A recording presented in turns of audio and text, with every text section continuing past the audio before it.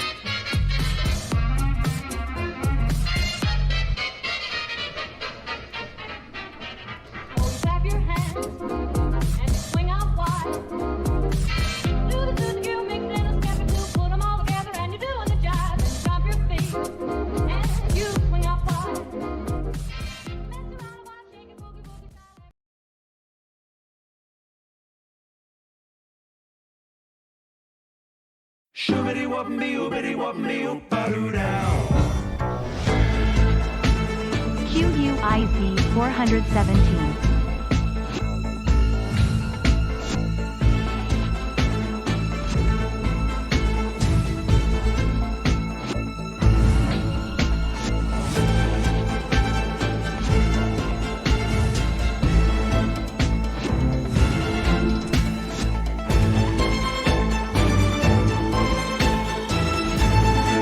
Welcome to Crossfire.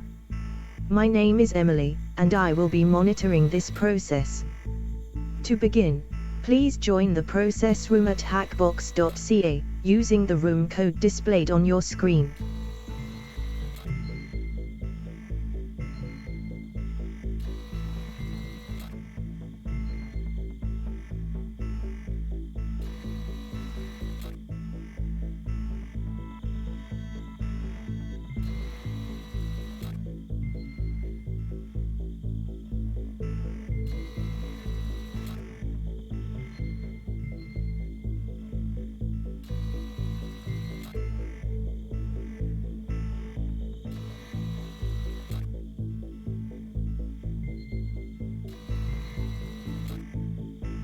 Prepare for player selection and almost certain obliteration.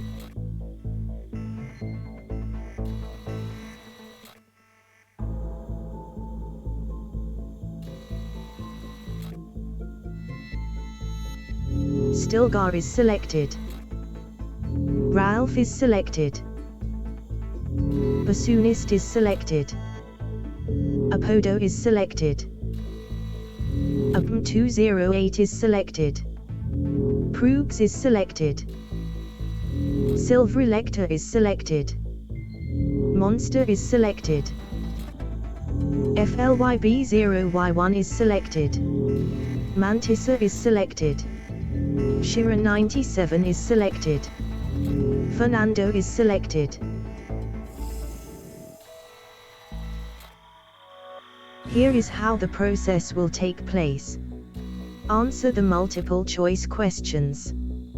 10 pennies are awarded for each correct answer. After each question, a candidate who gave the wrong answer is eliminated at random. If all candidates are correct, all candidates are up for elimination. The last candidate remaining wins a 50-penny bonus. Good luck!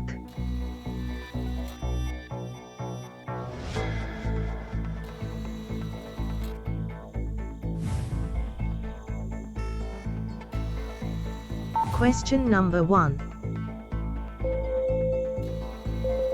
10 seconds.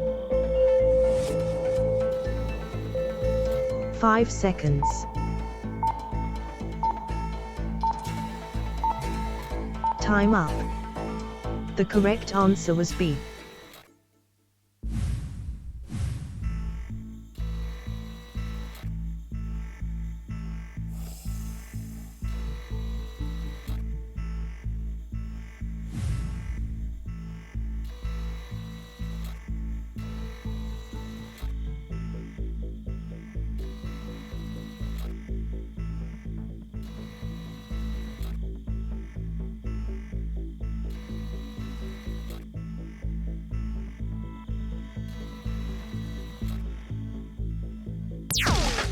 It turns out safety mode was disengaged. Proogs.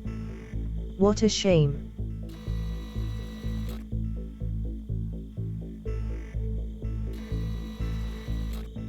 Question number 2. 10 seconds. 5 seconds.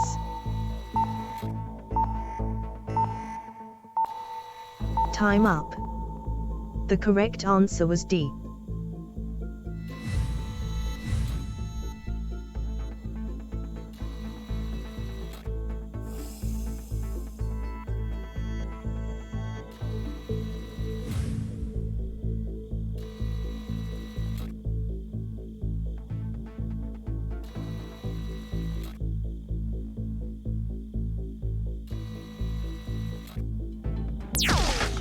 Monster, you have been reduced to atoms.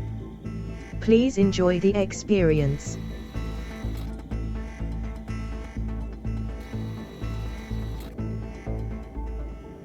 Question number 3.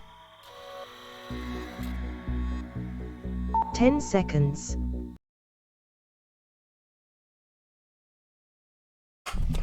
This is divine intervention happening here. You've all been saved, it would seem.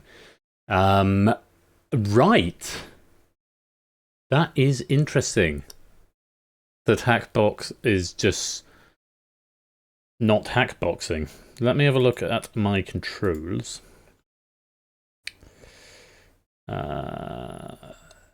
Still says we are connected to the room, and I've got all of you players in here. I'm not getting any errors. It's pointing at Nando and he doesn't like it. I'm not getting any errors coming out. This is a major issue if this is at the Hackbox end. I wonder if Dev's about.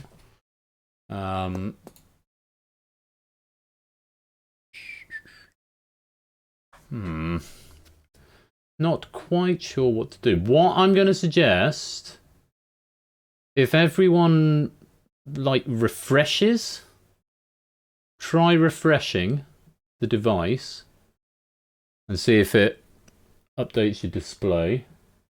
Refresh didn't work. Right. Try refreshing Q2. We'll see, says answer received. Okay.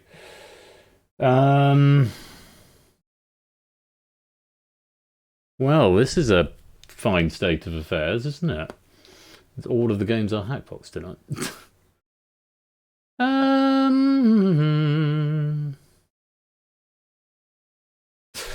Let me nudge Dev. See if he can see anything at his end.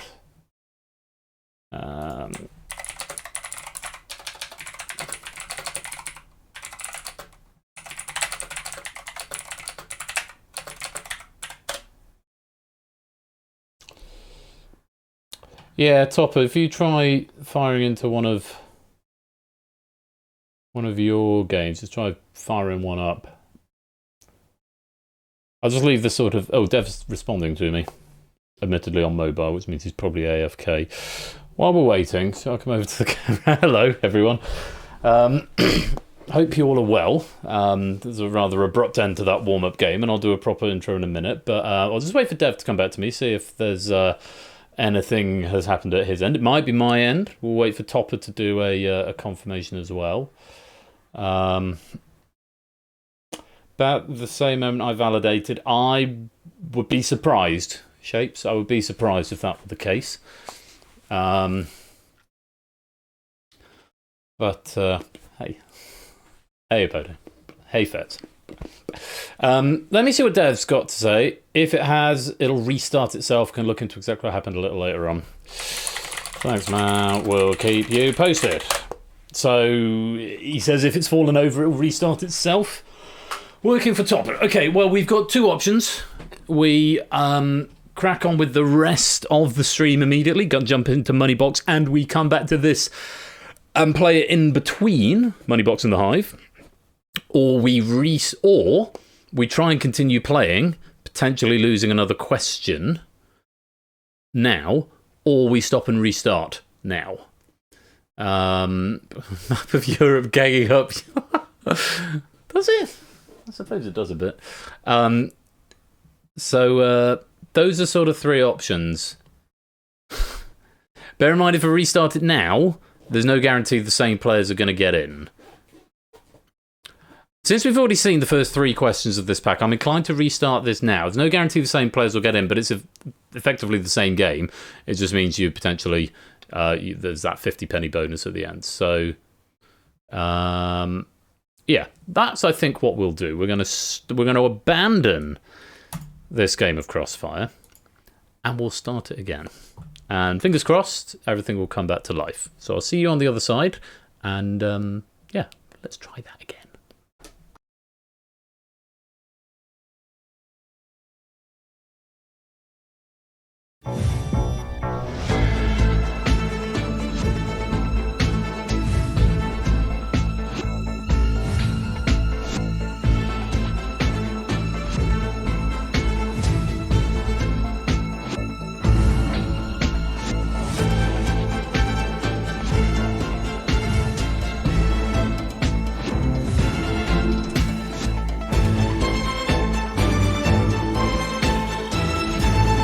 Welcome to Crossfire. My name is Emily, and I will be monitoring this process. To begin, please join the process room at hackbox.ca, using the room code displayed on your screen.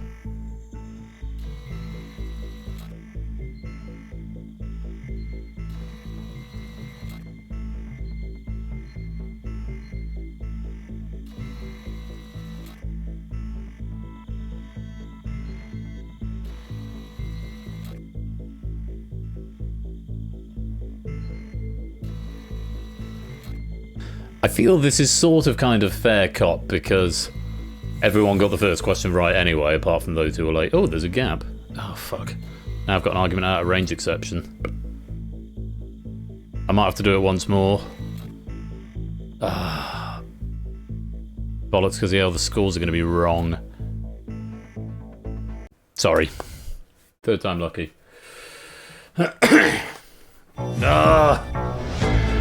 I already remade this game once, I don't want to have to do it again. Let me put the camera on so I'm not talking to you out of the void.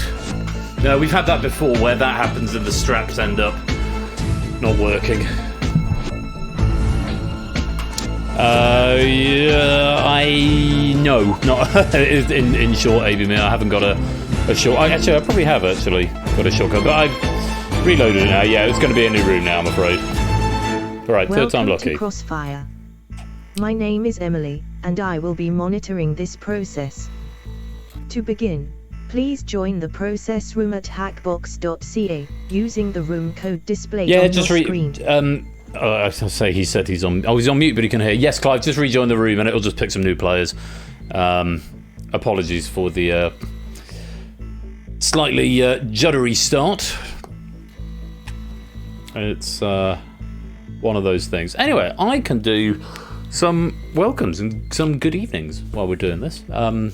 Prepare for player selection and get us ahead of schedule since we're already obliteration. behind schedule.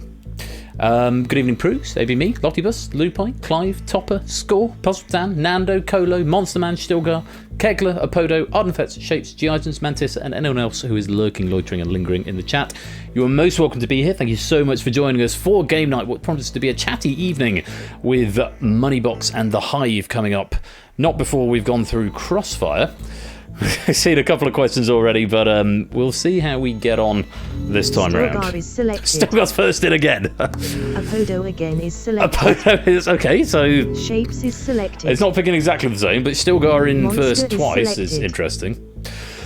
QRS2X's is selected. Shira 97 is selected. Bassoonist is selected. Clivy is selected. FLYB0Y1 is selected. Puzzle Eden is selected. Cola is selected. Abu20 There we is go. Different selected. cross-section of players picked this time. Apologies if you got in first time but didn't get in second time. If there's Here any is how the consolation proofs, you process were will take eliminated on the place. first questions. Answer the multiple choice questions. It's all good. 10 Oh, pennies are hello, awarded Stan. for each correct answer. What have you brought me? After each question, a candidate who gave a wrong answer is Tupperware tub. eliminated at random. Do you want to come say hello If to all candidates the are lovely correct, people on all stream? candidates are up for elimination. The last candidate remaining wins a 50-penny bonus. Okay.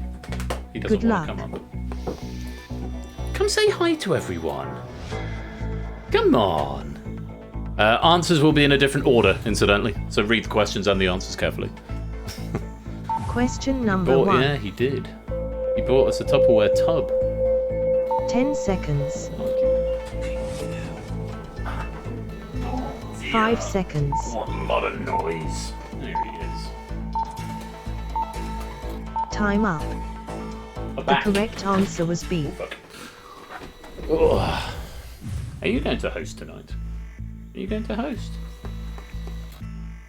Oh, thank you for my kisses. Are you okay? Oh, you've got very smelly breath. Give me a couple.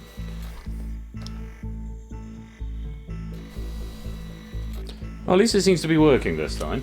Oh, have you had enough? You had enough, Bear? Off your pop. There you good Bear. He's such a good bear. I regret that you have been obliterated. Puzzle Eden. Sorry, Dan. Right, I'm going to let Emily do her thing. Fingers crossed it all works. I'll see you on the other side. Good luck.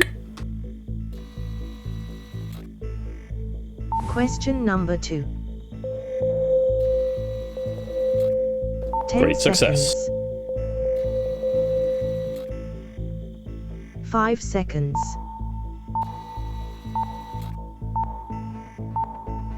Time up. The correct answer was C.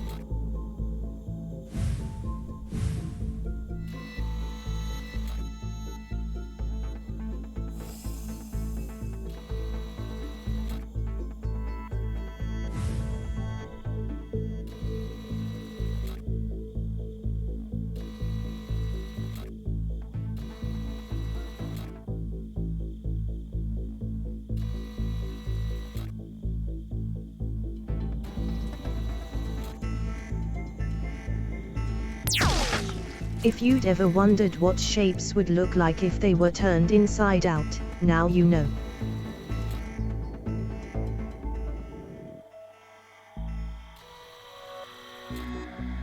Question number 3. 10 seconds. 5 seconds. Time up. The correct answer was C.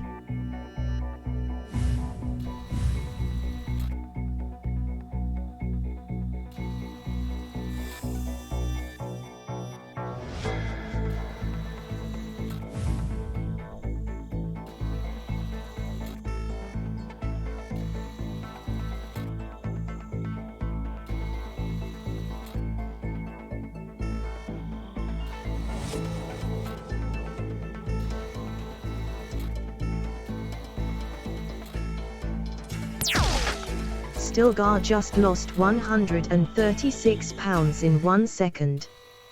Congratulations.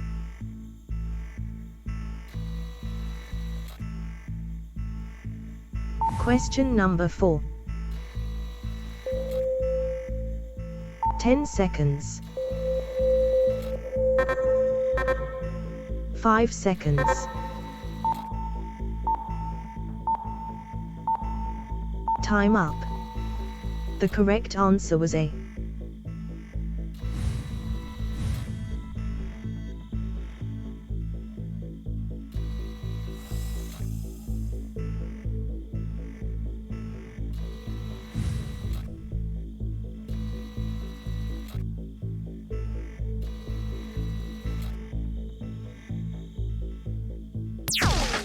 Apodo, again you have sampled our experimental weight loss program. Please provide feedback on the appropriate form. Question number 5. 10 seconds. 5 seconds.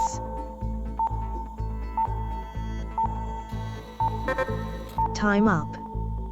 The correct answer was B.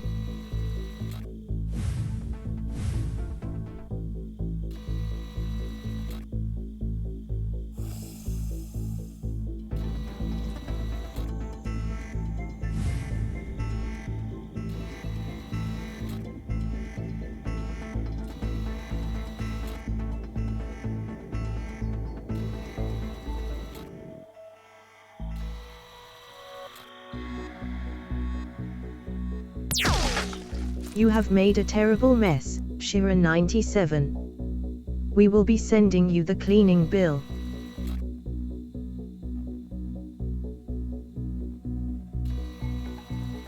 Question number 6. 10 seconds. 5 seconds. Time up. The correct answer was A.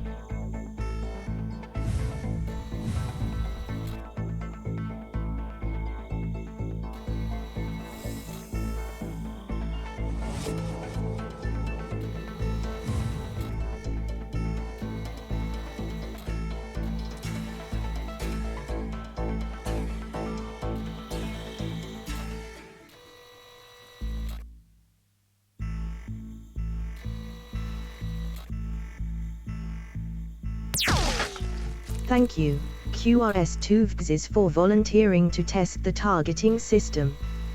You will be pleased to know that it still works. Question number 7. 10 seconds. 5 seconds.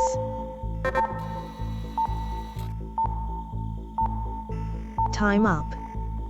The correct answer was C.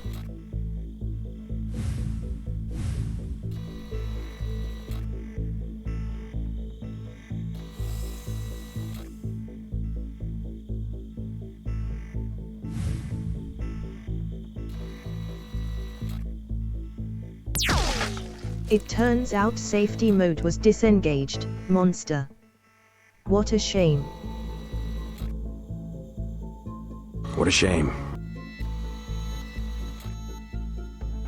Question number 8. 10 seconds.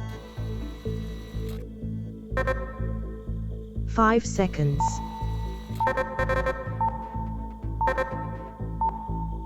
Time up. The correct answer was D.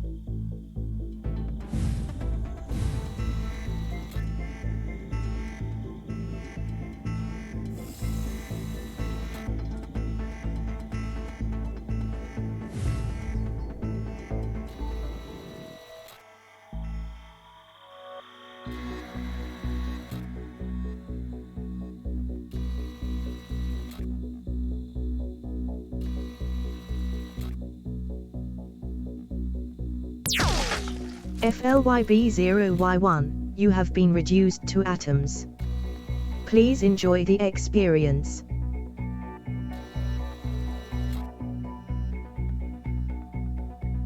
Question number 9. 10 seconds. 5 seconds.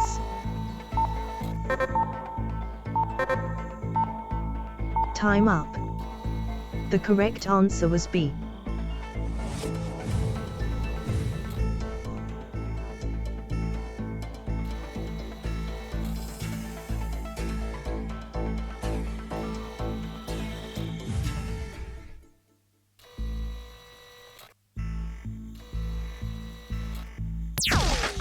I regret your loss, bassoonist.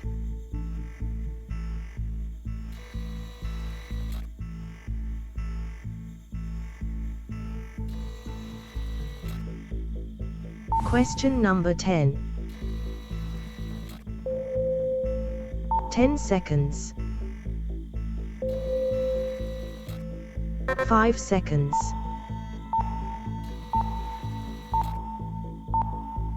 Time up. The correct answer was C.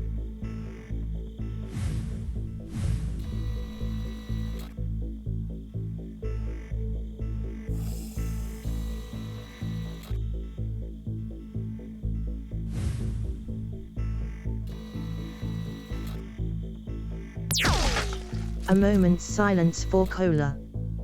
Thank you for the respectful moment of silence.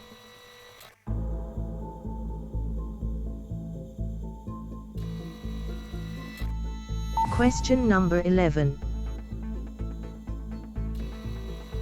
10 seconds.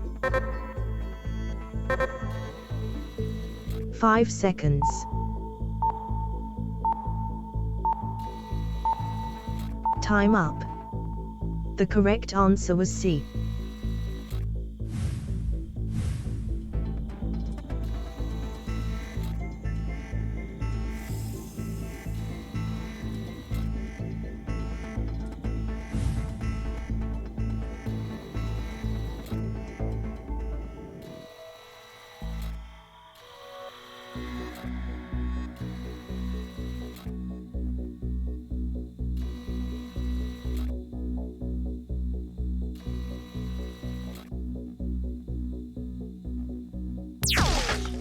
Clivy has been eliminated. They will be missed.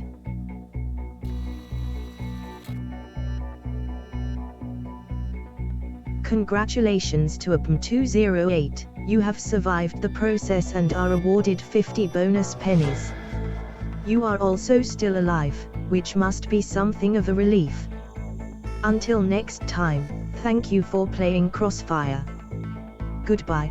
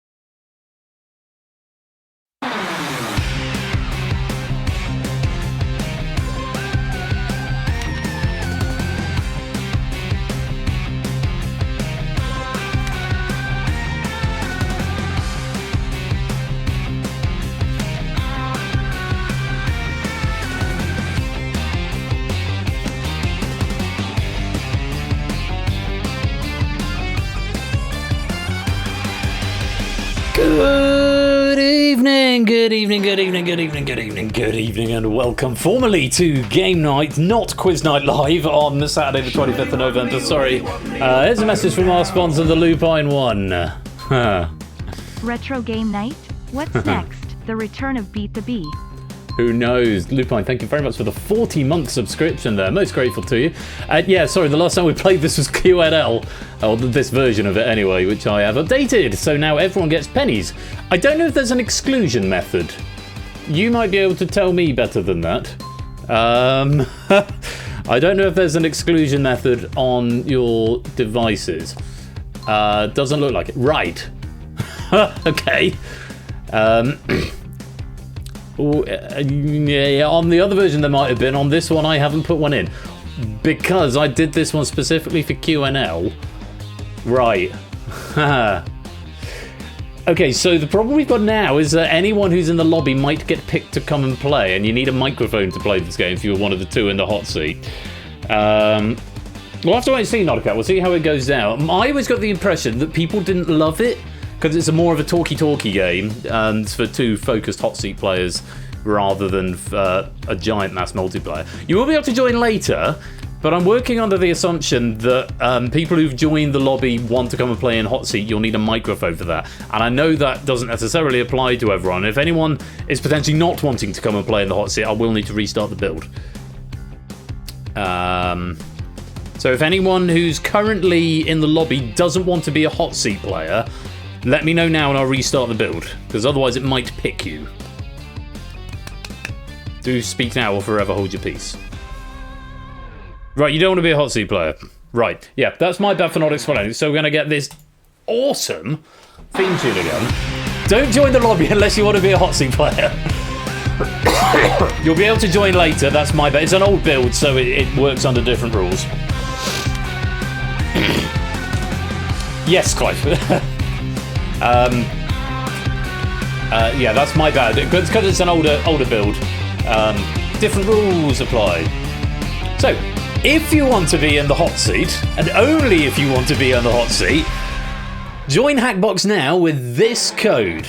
ZLTZ is what you need. And good evening, Notacat, Riff Raccoon, Bassoonist, Prey, Shadowmane, Flyboy, Tadaru, Silver Electron, Lewis, The Shiru, Pyro Pygmy, and Oni as well. Welcome to the game. So, this is for hot seat only. So if you join here, you may be coming into the hot seat. You'll need to be in Discord for that. I should probably make a point of going to the Discord and going to Broadcast Studio. That would make sense. I'm also going to need to move my thing. Let's pop you up there for a minute. Console.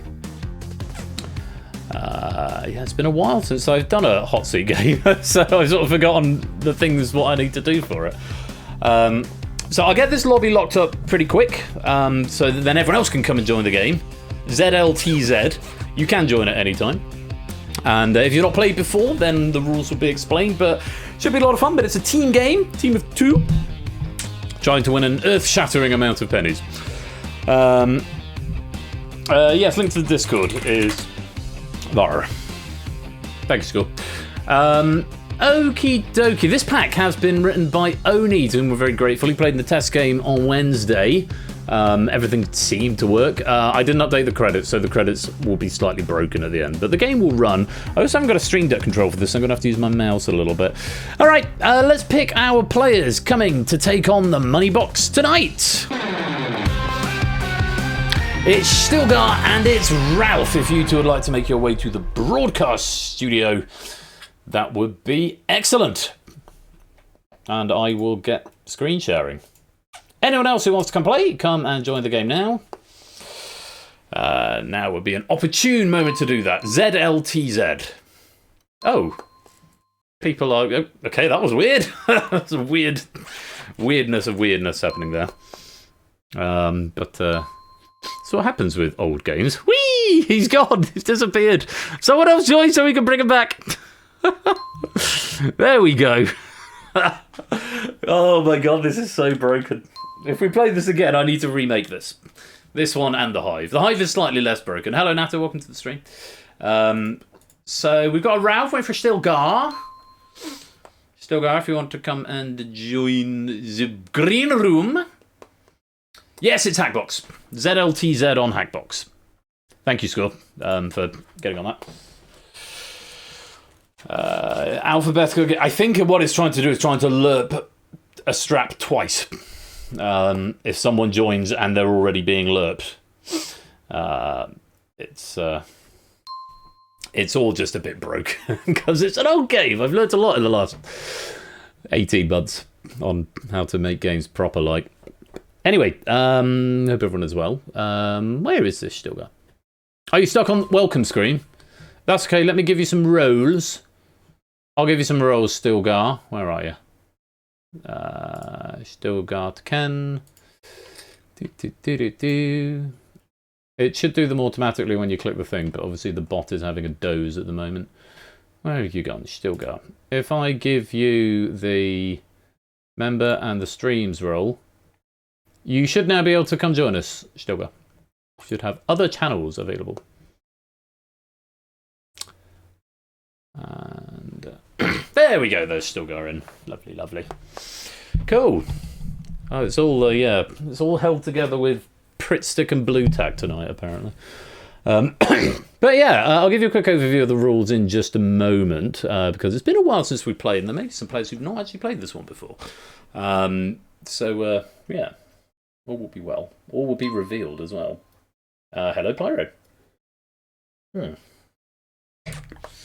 So, just wait for Ralph and Stilgar to finish up with their sound test, and I'm hoping there aren't going to be any major dramas on sound at my end, because, well, that's always fun, isn't it? When they're done, I'm hoping Coda's going to pop them into the broadcast studio. Welcome, Vets. Welcome to the game. Team Fury. Is that Team Fury? Well, they're both sort of got K9 appearances about them.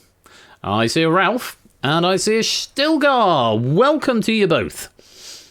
Good evening. There's a big white space to the left of the stream on. Yes, I know. I was going to explain that, but you've beat me to the punch. I will once I know we've got Stilgar, then I'll explain that. Stilgar, are you with us?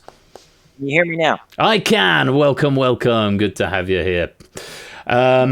So, top of you're banning me in capital letters. I always wonder what I've done when that happens.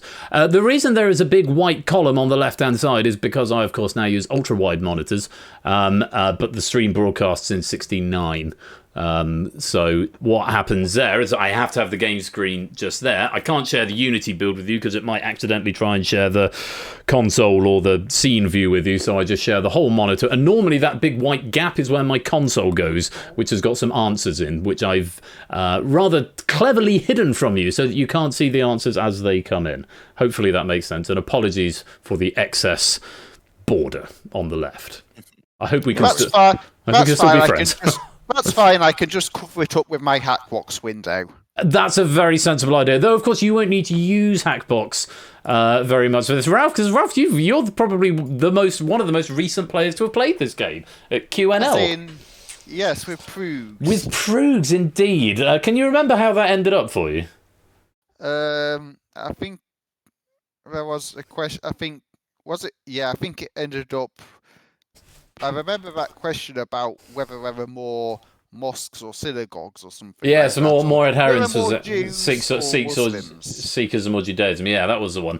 That was one of the few. We played that, only comes to mind because we had that as a test pack on Wednesday. But Ralph, you're very familiar with this game. Stilgar, I don't know if you are as familiar with this game. I am not. Not at all? No. Right, well, I best give you an overview. You are going to be teamed up with Ralph. tonight, which I'm sure is excellent news for you. What your goal is in this game is to build up as much money as you can by answering multiple choice questions correctly. Each question is 50-50. You get a choice of 12 categories at the start, and you will have to answer 8 of them in the main game, and of the ones that you leave, one of them will be picked at random for the final.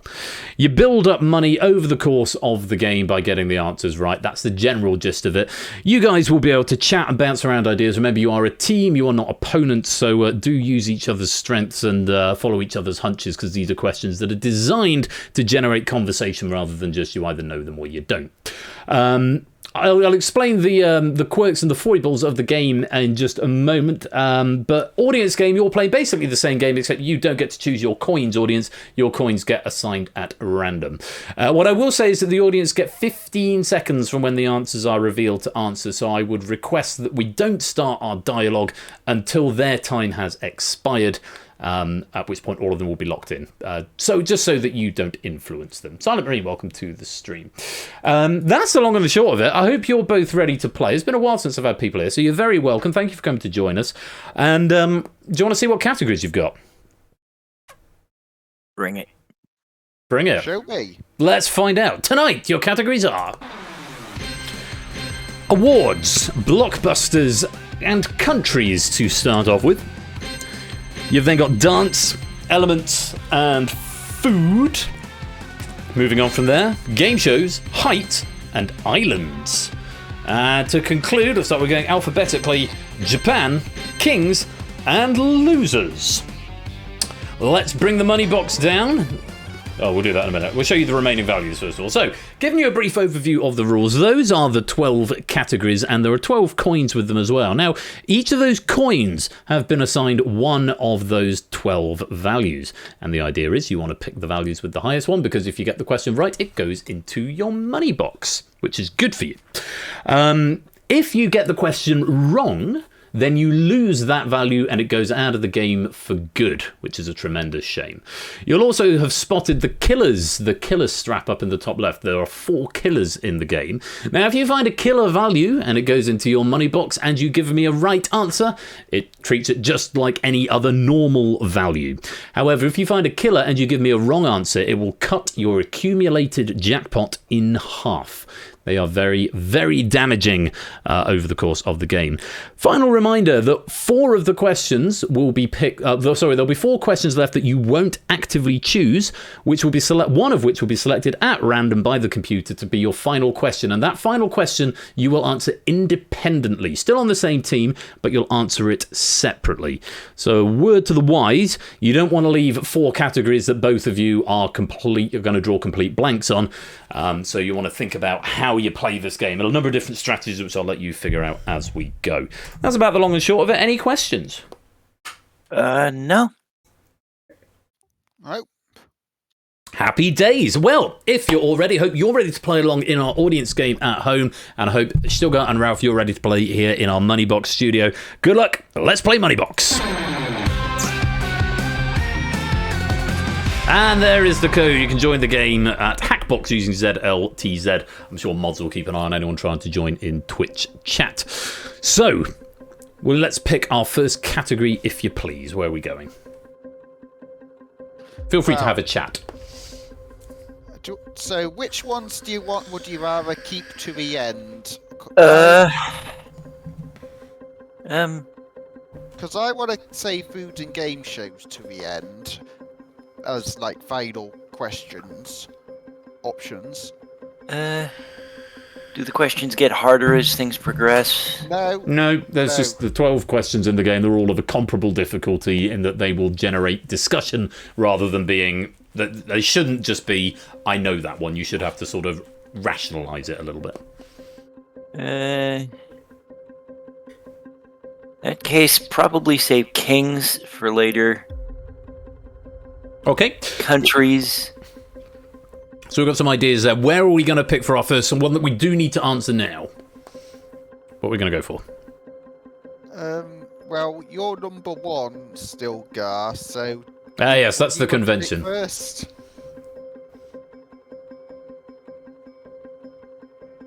Let's go with elements. Elements. Okay, let's load up the elements question. And Ralph, could you pick a counterpart coin to go with it? Let's pick E. E for elements makes sense. Let's load E into your money box. Coins have been assigned at random in the audience game. Let's give them 20 seconds to get their answers in. They'll all go grey once the timer has locked. And let's take a look at your question on elements. Which of these is the denser element? Is it iron or copper? 15 or so seconds in the audience. Do get your answers in now. You'll go grey once it's accepted your answer. And you'll be locked out after about 5 seconds and you'll all go grey. And there we go. So, what do we think? Sugar, Ralph, which of these is the denser element, iron or copper? So, if an element is denser, that means 2 identical volumes of each element. The denser one would be heavier. Mm-hmm. So I'm leaning towards iron, but it might be a trick question, and I'm probably going to say that for all of these questions. I'm leaning towards iron too, just because it seems to be a more, in my mind, it's a more solid, sturdy, harder metal. Yes, I agree. We thinking iron then? Yes. Yes. Let's lock in iron. Okay, so first of all, we're going to reveal whether or not you're right, and we'll see how the audience got on. They'll go green or red, depending whether they're right or wrong, and they will see the value that they were assigned. Is iron the right answer? No, I'm afraid it's not. It is copper. Iron is 7.874 grams per cubic centimetre, and copper is 8.96 grams per cubic centimetre. Measurements taken near room temperature. Hotter temperatures reduce density, and vice versa. Unfortunately, that is not the right answer. We've not got a lot of happy sights in the lobby game either. Quite a number of players unearthing a killer, but it's okay to find a killer when you haven't got anything, because half of nothing is still nothing. Monster doing the best there, getting it right and finding the 500. Shiru and Nata finding the 400 and getting it wrong. I'm afraid that does go out of your game. Well, still go, Ralph. It's a wrong answer. There's nothing in the jackpot at the moment, so we're hoping for a low value here. Let's take a look. What did you bring to your money box?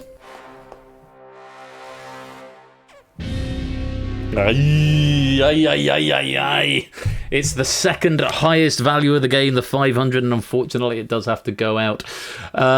Silver lining, though, I suppose, is that you have found one of the 4 killers.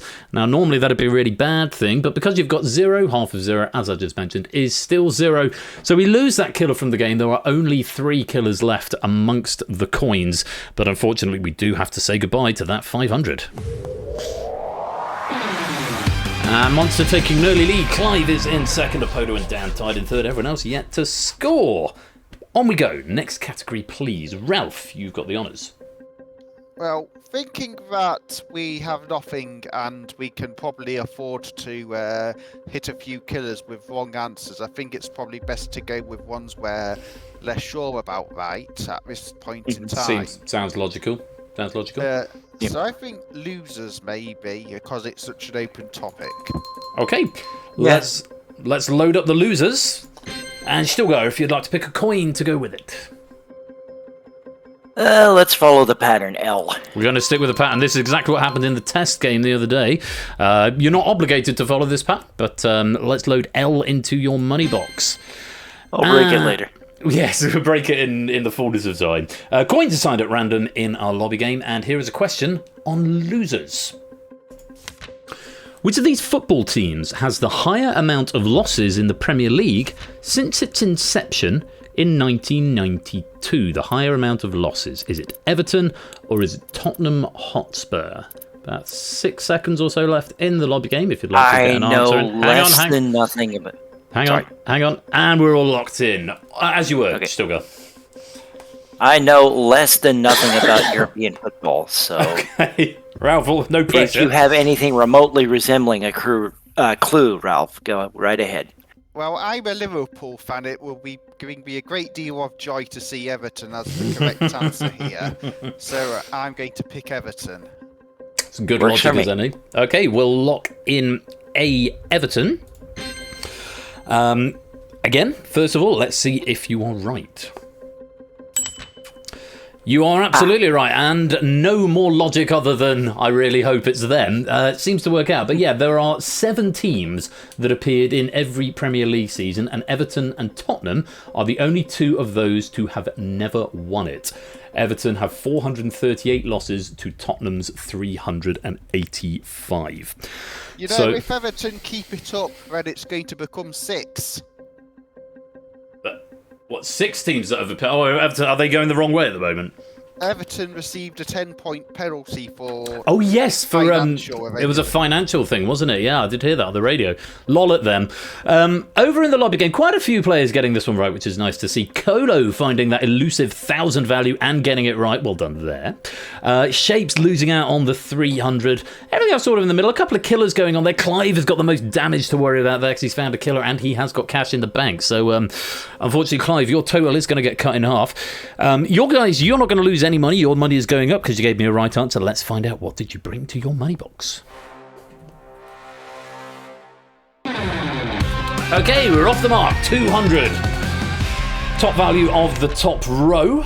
It's not a killer. It would have been nice to see a killer on a right answer, so there's still 3 killers out there.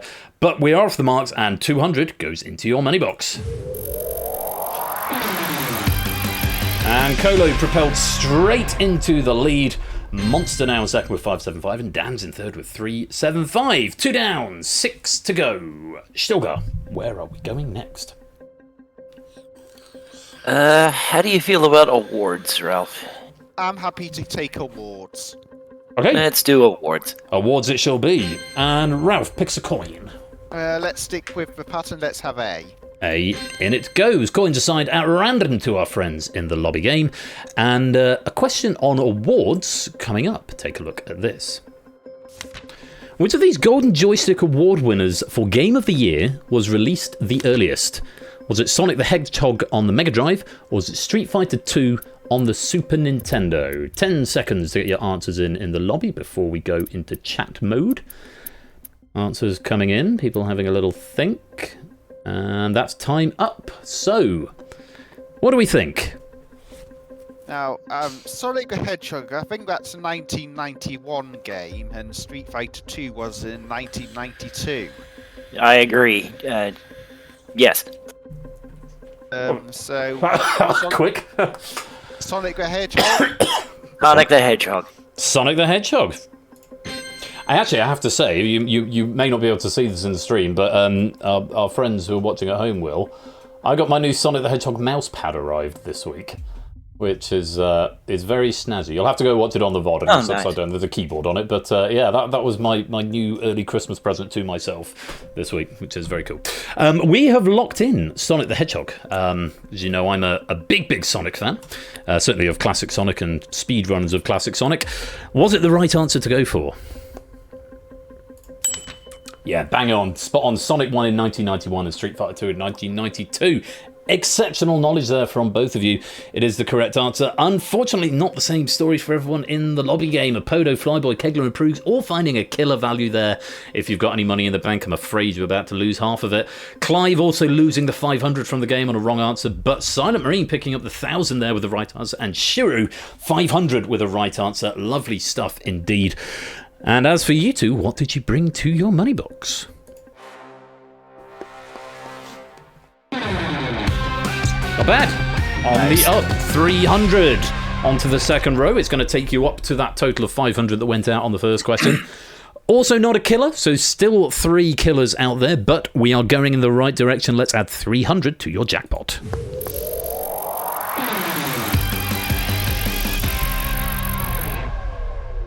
I think abstention automatically treats you as wrong, by the way, in the lobby game. So if you abstain, you are automatically given a wrong answer. We're up to 500 and we're 3 questions down. Ralph, let's have another. Okay, which ones were you wanting to say for later, Stilgar?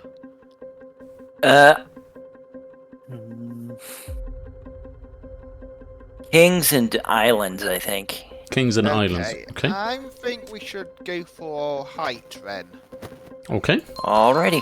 Just as we're approaching the halfway mark, I will remind you, obviously, if those are the four that you've isolated as ones that you think you're particularly strong at, obviously they could be a good way to accumulate money earlier on, and you will only answer one of the four picked at random. So I know you're keeping your options open and the end game is really important, but if you find yourself in a position where you think we need to generate some money fast, you might want to think about using some of those stronger categories in the earlier part of the game. Just thought I'd mention that. Height. Let's load a question on height. And shall we have a coin to go with it? Still, I think you're picking. Let's go. India. Oh, we're breaking the pattern. Okay, let's load I into the money box. Coins assigned at random, fellow friends in the lobby, and here is a question on height. Who is taller? Is it Tom Cruise or the shortest ever NBA player? We've got about 15 seconds to get your answers in the lobby. Who is taller? Is it Tom Cruise or the shortest ever NBA player? And Silent Marine may or may not have got an answer in time there. What do we think? Still go, Ralph, over to you. I know Tom. Did Go ahead, Ralph. Did you ever watch Space Jam? A long time ago. So one of the best goal players there was Sean Bradley, I think. I think he was just there. He was just one of the five who had their basketball skills taken away from him, and I think he was just there just because he was really small and not because he was a talented basketball player or anything like Charles Barkley.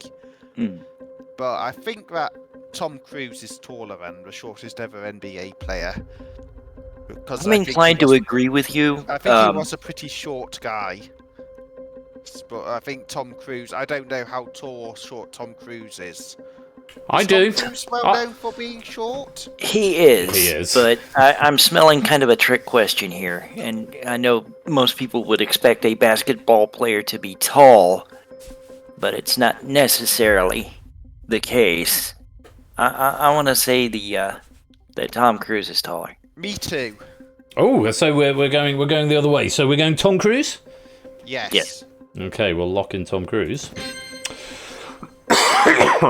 Excuse me. Let's take a look. Is that the right answer?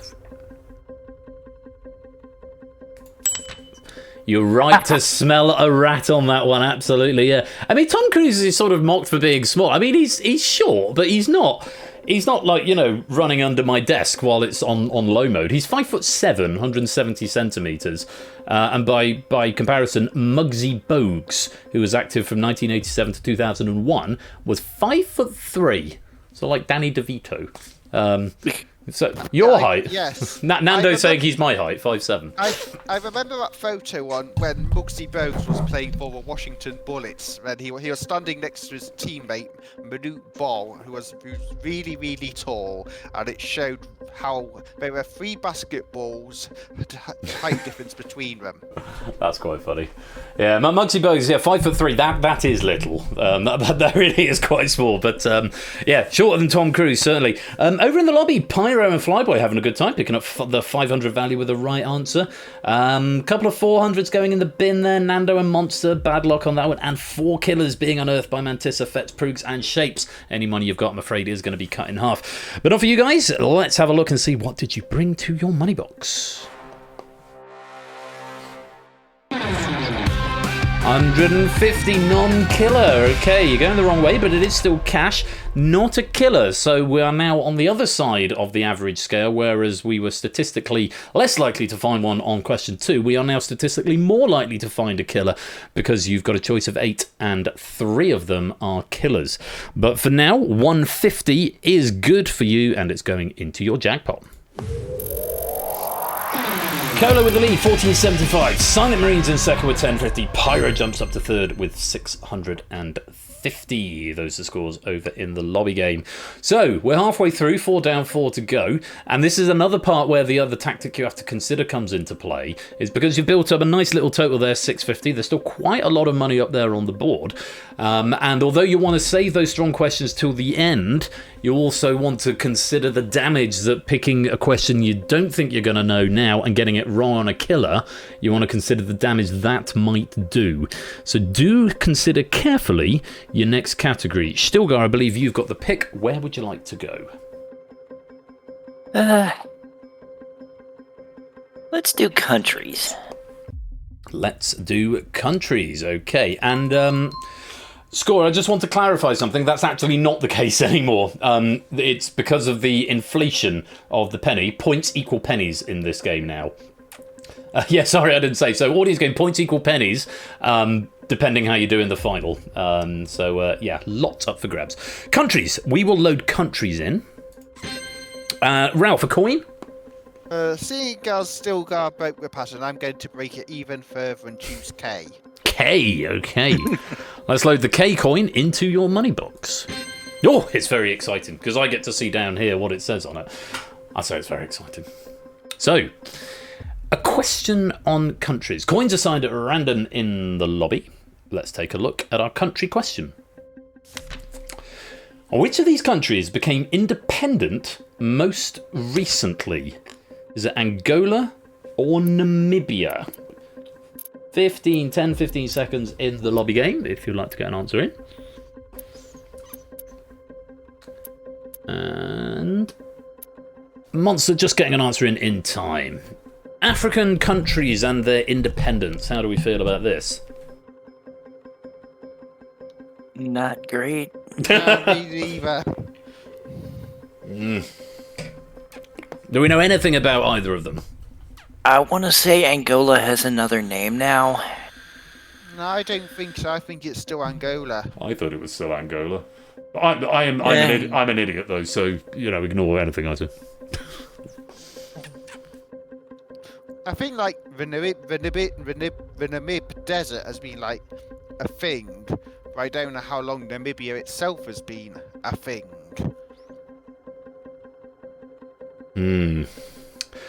Tricky little question here then. We are going to have to make a decision. To be tilting towards Namibia.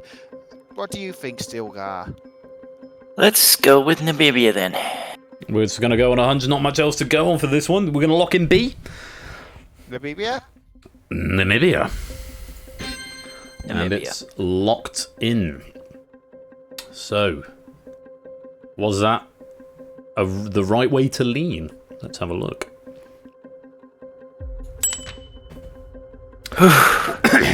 Deep sighs of relief there, yeah. Do you know the countries that they gained independence from? I know about the scramble for Africa. I don't know who scrambled for those countries and what countries they gained independence from. Well, Angola became independent first from Portugal in 1975. Namibia, much more recently, became independent from South Africa as late as 1990. So that was how they lie. Namibia more recently. Bassoonist having a happy time there, picking up 500 with the right answer. Silver Electro putting 400 in the bin, I'm afraid. And AB Me finding that killer, I'm afraid your total's going to get cut in half. What about you guys? We got a right answer. What did you bring to your money box?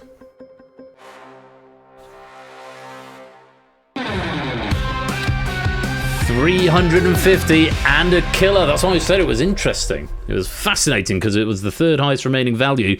Is going to take you up to a nice round 1,000, and also a wrong answer there would have taken you down to 325. But instead, we are going in the right direction, and we add 350 to your jackpot. And we are down to 2 killers. You've got 3 questions to get through, a choice of 7 categories, 2 of them are killers. Ralph, where are we going next? Well, seeing as I remembered enough Strictly Come Dancing to get that Fleckle question correctly back in Battlefront. No, not Battlefront. Crossfire. Crossfire. Yeah. I'm going to choose Dance. Dance. Sorry, 2 coins are killers. Score count, not 2 categories. Two coins are killers. Let's load Dance up. Stilgar, would you like to pick a coin to go with it? Let's go back to the pattern. D, Delta. D for Delta and D for Dance. No, don't press lock in B, Ben. That's the wrong button. D. Let's load the coin into the money box. Coins assigned at random to our friends in the lobby, and let's take a look at the question on Dance. Which of the dance music acts released their first single the earliest? Was it Darude or was it Scooter? 10 seconds or so in the lobby. Let's get your answers in. And just Monster in the nick of time. So, Scooter, are you ready? I remember that from being in year 6 or so. If that gives you any hint as to what that, I don't know if it was there first, but that's the only hint I'm giving you is that I remember that song. There was a song by Scooter. I think I was in about year 6. Don't know if it was there first. I'll leave it to you. What do you think? Darude did some Sunstorm, didn't they?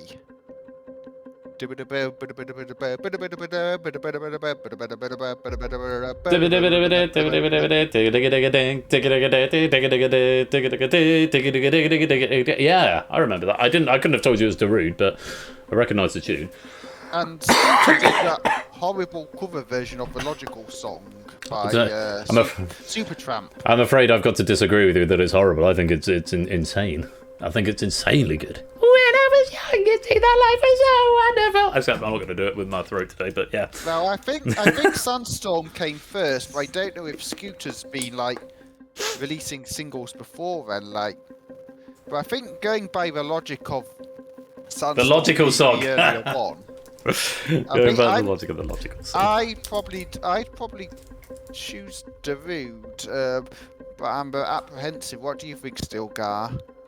I think I'm not familiar with either of these acts, and my musical tastes lie in 3 completely different directions.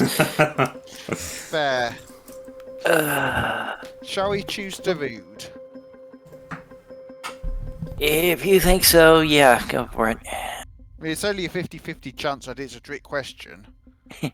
It's entirely possible, and I'm tempted to go towards Scooter because Ben said he heard them in 6th year, which is like, how long ago was that?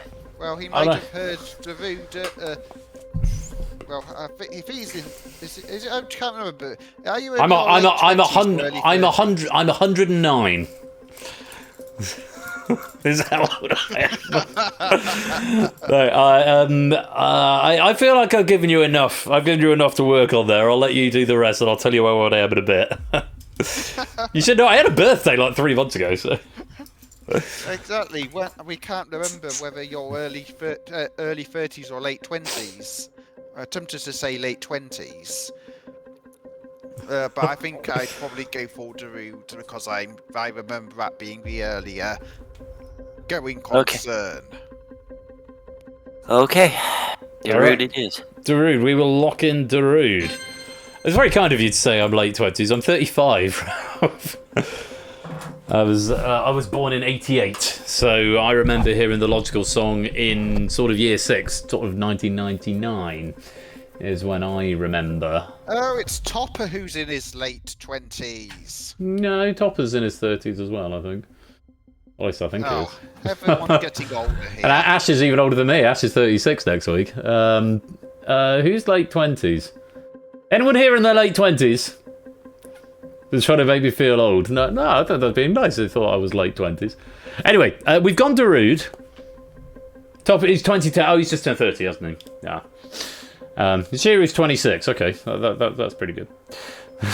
Mother's maiden names. Quite. Was that the right answer? No, it wasn't. Yeah, still got sort of lapsing onto that year 6 thing, and obviously crediting me as being the age I am. Scooter's first single, Hyper Hyper, was released in May 1994.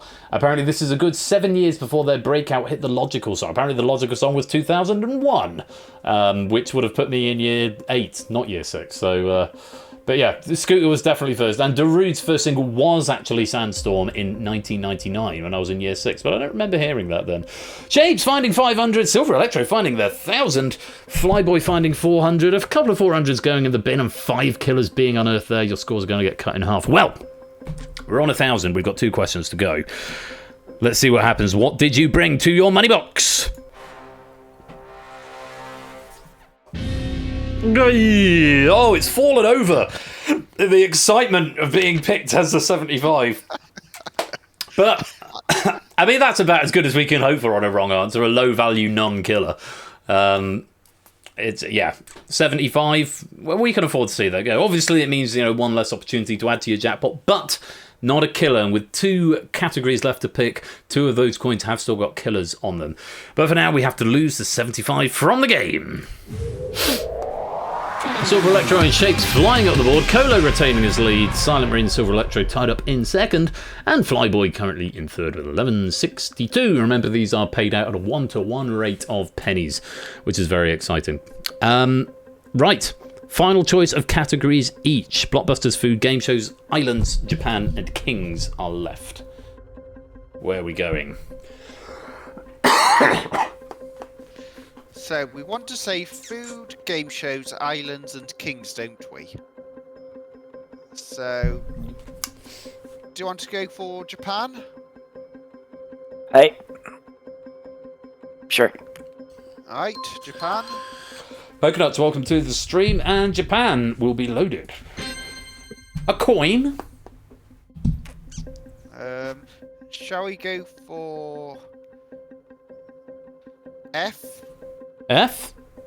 Yep. F. I'm good with that. Coins assigned at random to our friends in the lobby game. And here's a question for you on Japan. Which of these Japanese numbers is bigger? Is it Roku or Hachi? 15 seconds to get an answer in the lobby game. Quick. And Silver Electron, you're out of time. Guys, do we know our Japanese numbers? I know about, right, there's this Ichi-ni is 1 and 2. Nabucco is 765. Nabucco 765, and Konami is 573. Those are like the famous numerical representations of those big arcade game rivals. And Hachi, Roku. What about you, Silgar? My knowledge of Japanese numbers goes up to 5 because Go. Go. The original version of Voltron was Go Lion in Japan, 5 lions. Already At these this point, sounding familiar. my brain is just going eeny, meeny, miny. Well, you got to pick one of them. Which is it going to be?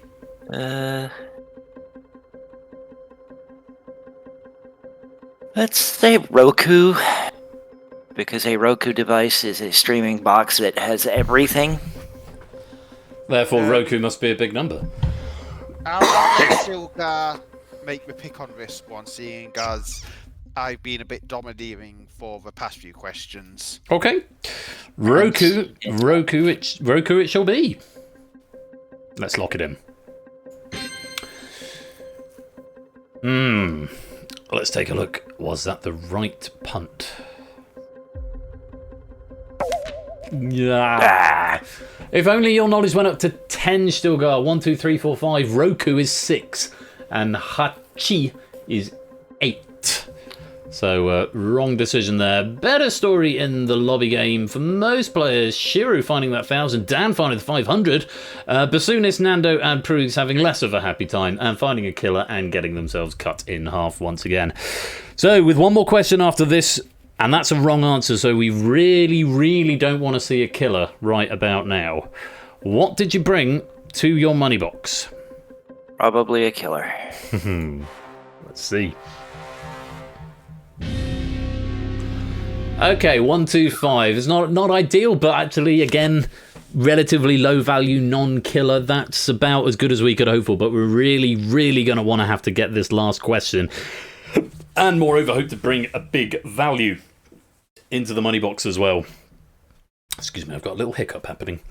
For now, we have to lose the 125 from the game. Kodo hanging on to that top spot, 1725. Silent Marine, 1425. Silver Electron on 1300. One more question. There's a big disparity up on that board. 50, 100, 250, 400 and 1000. And 2 of them are killers. So, how do you play this? I'm starting to think we should choose game shows as a safe option just to carry us through. And do you want to put blockbusters through to a final and have a safe option in game shows? Are you confident with game shows? Depends if they're American or British game shows. So well, I'm okay with British game shows. I assume you're okay with the American ones. That'll work. So we'll go for game shows. We're okay with that still, Gar? Yep. Game shows, okay. We're trying to put a safe question in to guarantee us some good money going into the final by taking game shows now. Which coin do you want to put in with it? Big decision. Well, seeing as we gave up blockbusters, I'm happy to take B. Okay. Just to let you know, depending on what the value of this coin is and how you answer the question, there is a potential difference in final scores of finishing on 500 or finishing on 2,000 and some other intervals in between. So that's a lot. Let's load B. Coins assigned at random to our hot seat players. Let's take a look at this question on game shows. By episode count, which of these game show hosts had the longer tenure? Was it Jeff Stelling on Countdown or Chris Tarrant on Who Wants to Be a Millionaire? 10 seconds in the lobby game. And that's time. What do we think?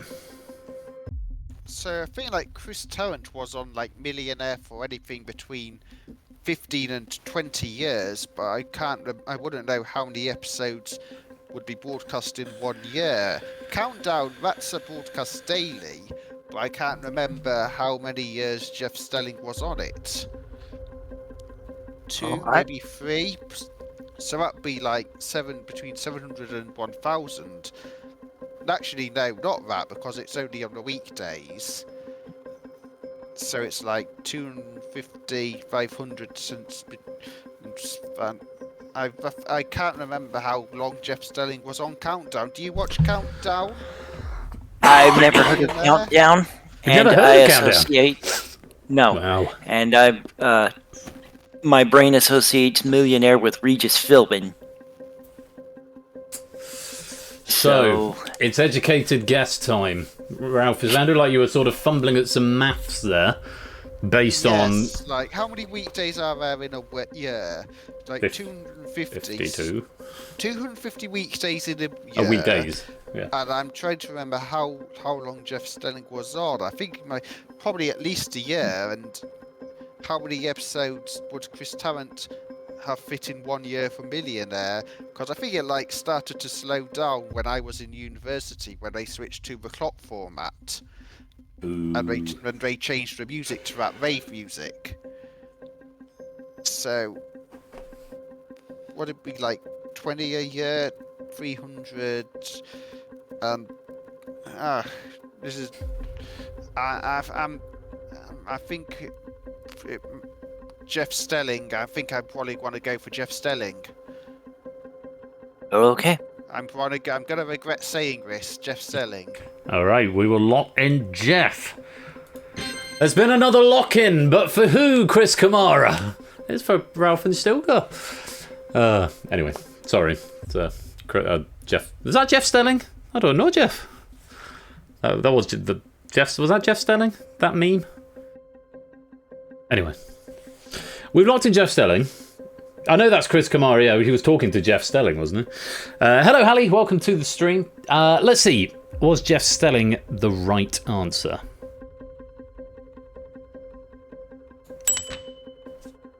It was. Well played, yeah.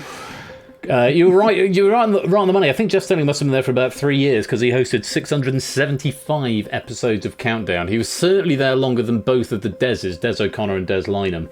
And then I believe Nick Hewer took over from Jeff Stelling, and then Anne Robinson, and now I genuinely don't even know. Chris Tarrant, on the other hand, Jeff Stelling 675. Chris Tarrant hosted 592 episodes of Millionaire. Oh, Colin Murray. That him. Okay. Unbelievable! We got a right answer. AB Me finding the 1,000 there at the last moment. That's a nice moment to have there. Silver Electron and Puzzle Dan, I'm afraid you are going to get cut in half at this late stage of the game. Well, let's see. You picked the B coin. How much did you bring to your money box? I'm afraid after all that, it was a non-killer 50, so that question was relatively inconsequential. Potentially an extra 25 pennies for each of you come the end of the game. But hey, it's a step in the right direction, which means Blockbusters, Food, Islands, and Kings will be your final choices. And we don't get the 100, 250, 400, or that 1,000. We missed out on the 1,000.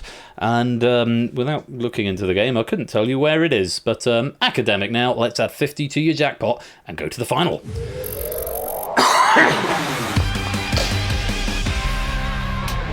So, here's how the Moneybox final works. I shall start with the lobby players. You get an option, lobby players, to either answer A or B or pass.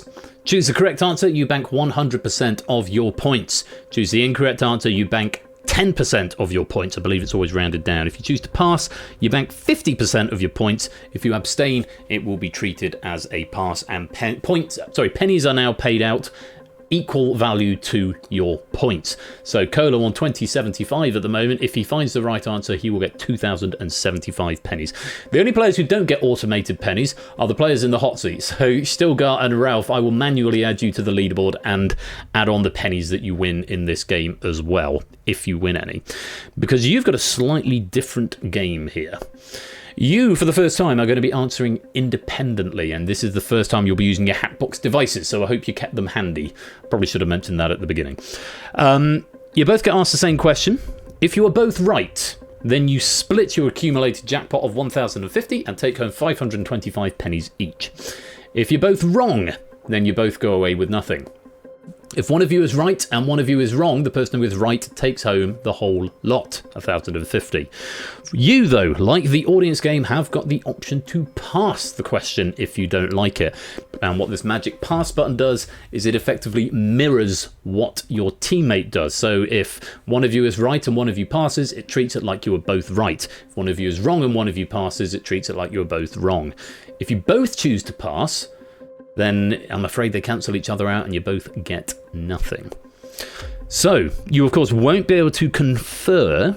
So, take a little minute now to have any sort of strategy meeting you might want to have before we pick the final category. Well, firstly, do you have your Hatbox window ready? I do. Yeah, that's quite important. Okay, do you have any strategies going into a final? Not really. Let's just pick a category and see what happens. Well, we don't get to pick You don't the get to pick it. That's right. The computer will pick for you. So, well, I wish you both the best. So, I mean, the strategy, if you are 100% sure of the answer, is to play it. But then you've got to think, will my if you're about 60% sure, you've then got to think, will my teammate know it? So that's the sort of mind games you've got to play. And I must insist that there is no conferring. In fact, I would go so far as to suggest that you mute yourselves at this point. We'll also say 2 further points, I know because you guys can still hear me. If you both lock in super quick, there is a 20-second delay so that information isn't given to your teammate by how quickly you lock in. And I will also say you will obviously know what the outcome is, or at least part of the outcome, before the final reveal. So I would suggest stay muted until we hear the big fanfare at the end, and then we can discuss what happened. Good luck, and let's pick our final category, which is Kings. Was one of the ones that we felt happy about. We did leave 3 out of 4 of those as happy categories. Let's see if we can have a happy ending with Kings. Good luck. Here is the question. Which King of England reigned for the longer time? Was it Charles II or Charles I?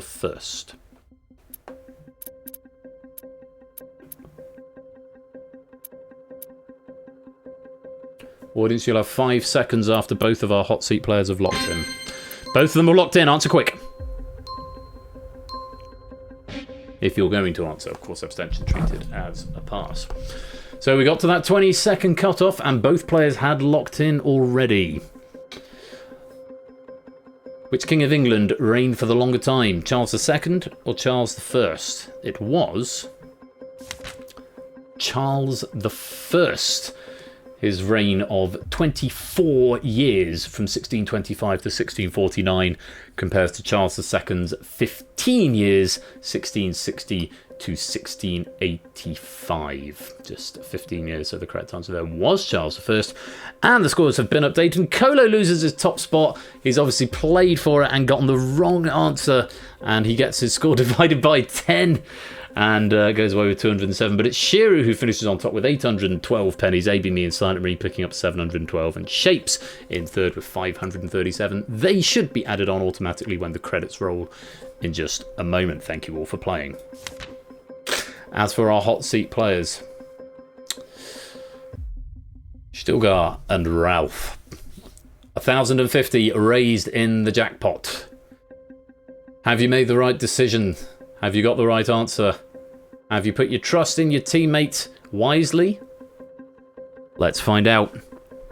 How did you play?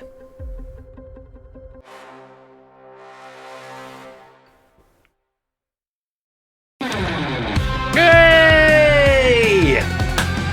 You may unmute now. You have done the right thing. Ralph getting the right answer and Stilgar wisely recognising that perhaps they weren't quite sure, but was fairly confident that Ralph would know it. Is that about the measure of it? Am I reading that right?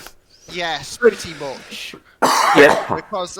Because from that game show question, I knew that Stilgar wasn't so sure on UK knowledge. There's a message from our sponsor, OM Dalton. Hey, indeed. Dalton, thank you very much for the 2 months subscription there. Very much appreciated there. Is that a fair comment there, Stilgar? Is it obviously UK, you're more US side than UK side? Is that sort of fair? It's pretty accurate, yeah. Well, you made the... Yeah, I figured that Stilgar would pass on that, so it fell to me to pick the right answer. To get the right answer there, absolutely. Well, you did just that, Ralph. Did you know that, or was that a guess? I was leaning towards it, but I didn't want to pass because I knew Stilgar probably would pass. Probably would pass it back and, cancel yourselves out. Well, between you, you've made the right decision, and you both get 525 pennies, which I will take great pleasure in adding onto you right now, because the game won't do it for you. So, Lupine, there's 500. Stilgar, there's 500. And for reasons best known to past Ben, I can only go up to 500 on this, so I'm now going to give you another 25, Stilgar, and Ralph, the Lupine one, another 25 for you. So there's your 525 pennies each. Hope you've had fun. Nice to bring Moneybox back, and Ralph for a second run on it in well, not in quick succession, in slow succession maybe, but I hope you've had a good time. Excellent time was had. Good stuff. Yes, thank you. A pleasure. Well, I'll let you poodle on back to the green room or the broadcast studio, and we'll wrap up the game, and we'll see you a bit later on. Thank you. Thanks, guys. Bye-bye. So, a happy ending for our players there. Ralph and Stilgar, each leaving with 525 pennies. And they will, of course, get their name up in lights on the leaderboard as and when I come around to updating that. I don't know if anybody wants to do a before and after the credits of rolled pennies test, just to make absolutely sure. So if anybody wants to go ! Pennies now, and then do it again as soon as the credits roll, to see if you have had it added on. So AB me, currently 23463, should be going up by 712. Fingers crossed that works. We're going to take a short break. I'm going to go top up my wine. If you need to go to the loo or fill up your glasses or whatever it is you need to do, take the opportunity to do that now. I'm going to play some adverts, but we won't start the next game without you, which will be The Hive, as written by me. Love to get my Hive on, and I hope you're looking forward to playing as well.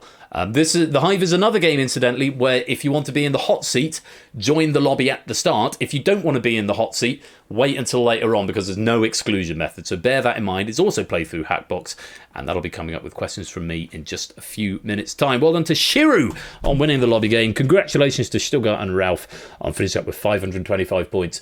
Very many thanks as well to Oni for providing those questions. I hope you've all had fun. You've been playing Moneybox. I'll see you in a few minutes' time.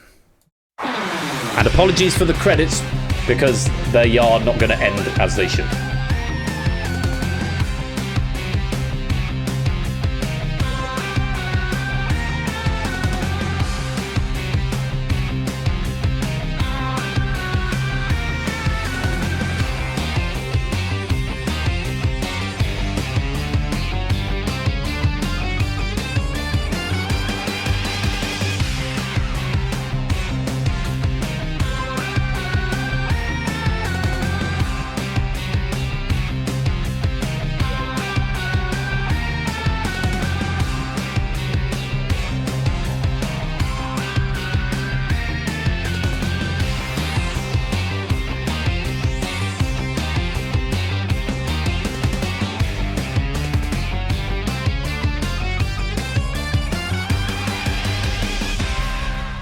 Just Moneybox is slightly too high, and I haven't got the title card at the end, but I can live with that, especially if we go to Be Right Back. Right, let's put some jazz back on, some electro swing.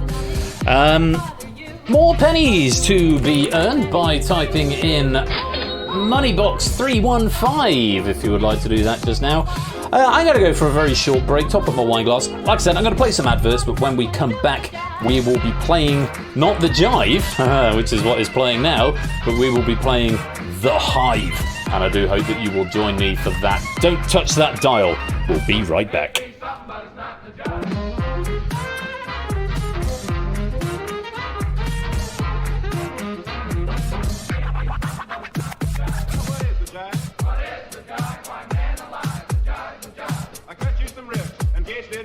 Now just what else are we supposed to do? Take a tool now, Texas, and give me a chance. See, you're all mixed up because the jive's a dance. Well, tell me some more. I'm a suck egg mule. Well, put down that horn. We'll have dancing school. Clap your hands. Swing out wide.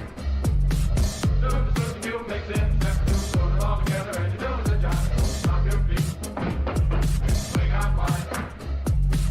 Dance around a while, shake it, boogie, woogie style. Everybody's swinging when you're doing the jive. You can't play rummy or twist your tummy.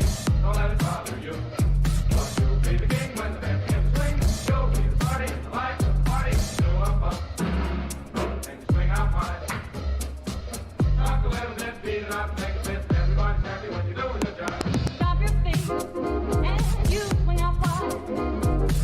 Mess around a while, shake it, boogie woogie style. Everybody swinging when you're doing the jive. And lay rummy or a bridge, you're the dummy. Don't let it bother you. 'Cause you'll be the king when the band begins to swing. You'll be the party and the life of the party. Do a bump and swing out wide. Rock a little bit, beat it up, take a bit. Everybody's happy when you're doing the jive.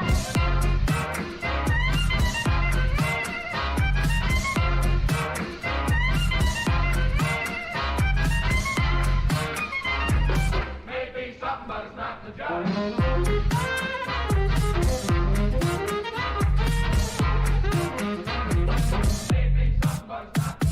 What is the jive? What is the jive? Why, man alive, the jive's the jive. I cut you some ribs and gave it into. Now just what else? supposed to do? Texas, give me a chance. You see, you're all mixed up because the jives are dancing. Well, tell me some more. I'm a suck egg mule. Well, put down that horn. We'll have dancing school. Clap your hands. Swing out wide. The mule makes it. Step two, put it all together, and you're doing the job. Stop your feet. Swing out wide. Dance around a while, shake a boogie woogie style. Everybody singing when you're doing the job. You can't play rummy or the bitch you're dummy. Don't let it bother you. But you'll be the king when the band begins to swing. You'll be the party, the life of the party. Do a bump and swing out wide. Talk a little bit, beat it up, make it fit. Everybody's happy when you're doing the job.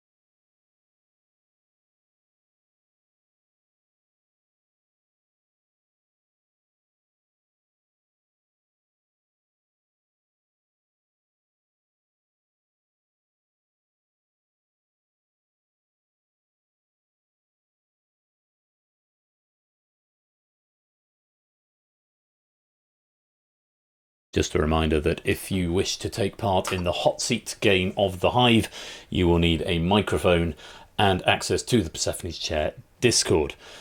If you only want to play as part of the Hive Mind, do not join the initial lobby. Wait until we have got our main player selected, after which join away. This game is played through Hackbox and has some flashing lights.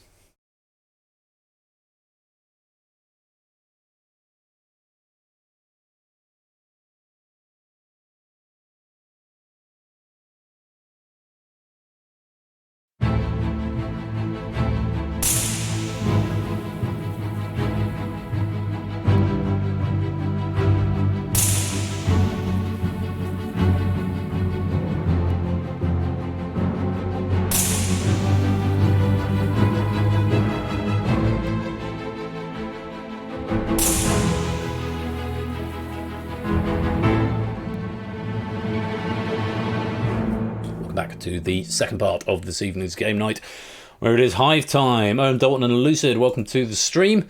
Lovely to have you here. And this is a game that is completely controlled through Hackbox, including by me. I control this one from my phone. Where's my little mascot gone? Dex. Dexter. Oh, he's gone off. He went off when I went to get wine and hasn't reappeared. So, as our mysterious voiceover man said just before the opening titles round, if you want to play in the hot seat, come and join this lobby immediately. If you don't want to be in the hot seat, either because you haven't got a microphone or you're not on Discord or you don't want to be on either of those things, don't join this lobby. You'll still be able to join as a worker drone later on. This is a pack that I'm hoping is written by me. Although I don't debug the questions ahead of time, which is probably silly. Again, another game I want to rebuild for the second time. If you want to play, here's how. SPGQ. You will need to authorize that account, because you will need to marry up with your penny to give you pennies. I've just bumped the penny value to 5 times whatever the score is at the end. So if you want to be in the hot seat, there we go, some players coming in. As you know, I always enjoy playing the Hive. It's my favourite of, probably my favourite of my original formats. It means me and one other contestant I get to have a one-on-one chat with, and it's a lot of fun. It is a lot of fun. I know it sort of marmites the room a little bit, and it's not for everyone, but I like to think we can bring this back sort of once a season, is my goal with it, which will, in the fullness of time, give me enough of an excuse to redo it. I'm just going to pop the console up to there as well, so that I don't accidentally expose the answers in the sharing view. I'll give you just a little longer to come join. 20 Dan, welcome to the stream. This is actually a Hackbox game. You need to go and join right there. As it says on the screen. I think the loop is coming to an end, and anyone who wants to be in the hot seat is primed and ready to go. We've got 9 players up for grabs. Remember, everyone else who wants to be a worker drone, still pennies and medals up for grabs in this game. So make sure you join as soon as we have got our Queen Bee. And who's it going to be tonight? Let's find out.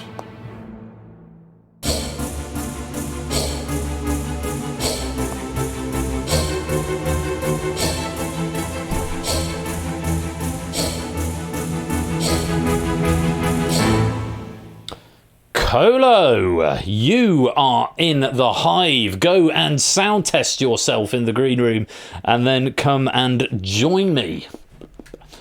Hello, Colo. That was a very fast sound test. How are you doing? Yeah, my sound seems to be okay, I think. It's all going well. Excellent. How are you keeping? How are you doing? Someone asked me that question, and I said earlier today, and I said everything was egg-shaped. Everything was egg-shaped? I didn't mean that in a bad way, just in a slightly odd Well, egg-shaped, I suppose, is probably better than pear-shaped. Yeah. Yeah.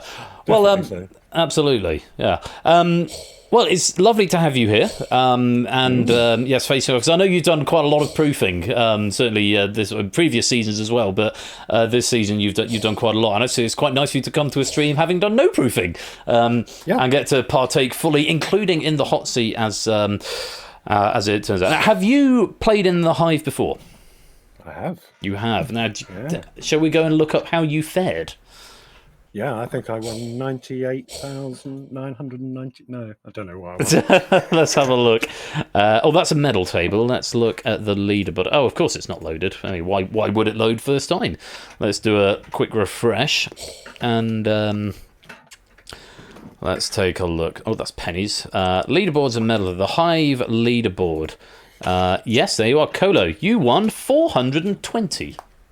Ooh, very nice. That is, yeah. Well, that's quite good. I mean, that's tied in sixth place with Oni and Topper, so you're in good company. The high score, if you're interested in pursuing that, belongs to Itsotley with 750.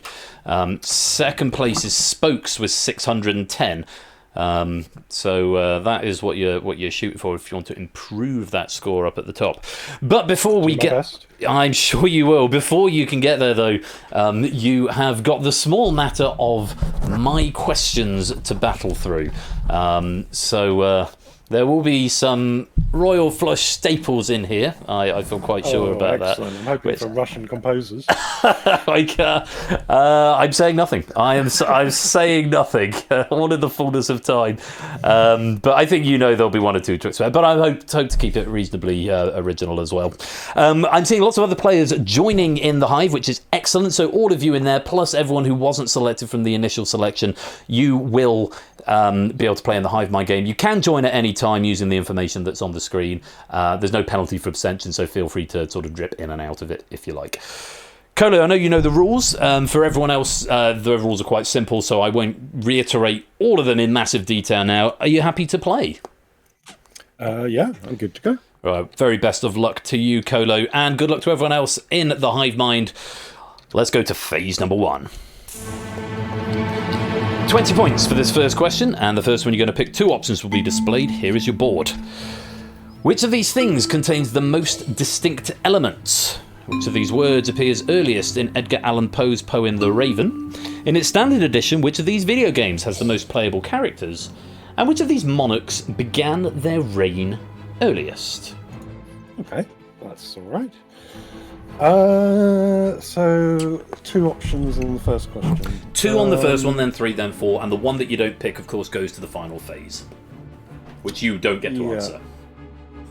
Let's go for Edgar Allan Poe, please. Edgar Allan Poe. Let's take a look at that.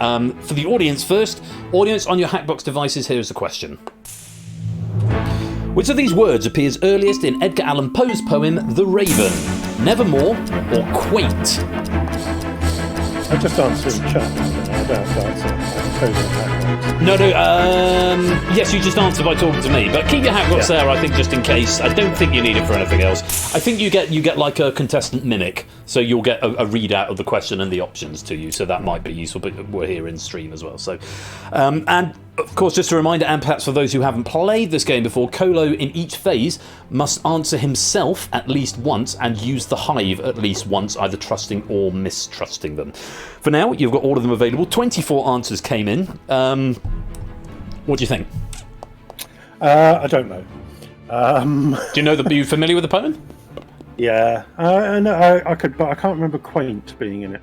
So I've got absolutely nothing to judge on. Nevermore, Quoth the Raven, Nevermore, whereabouts in the poem is that? I think it might be relatively early. So I'm going to answer this. You want to answer it? Okay. And, yeah, go for Nevermore. Nevermore. Let's lock that answer in. We're locked in. Let's go to the Hive, see how many got that one right. Green if you were.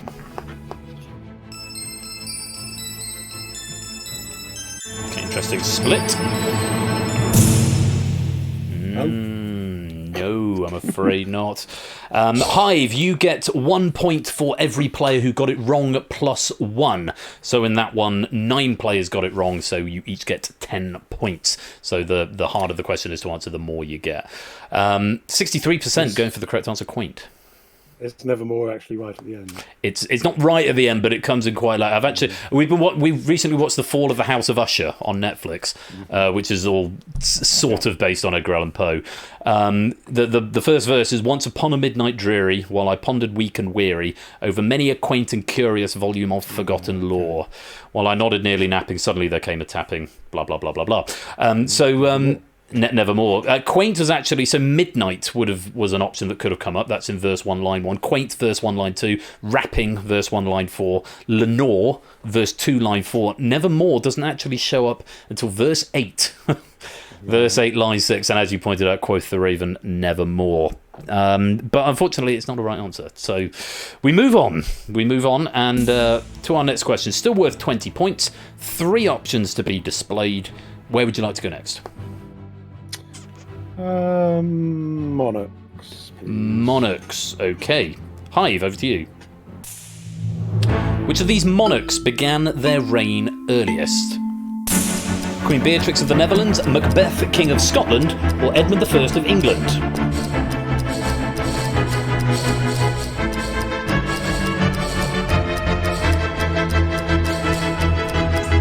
Time.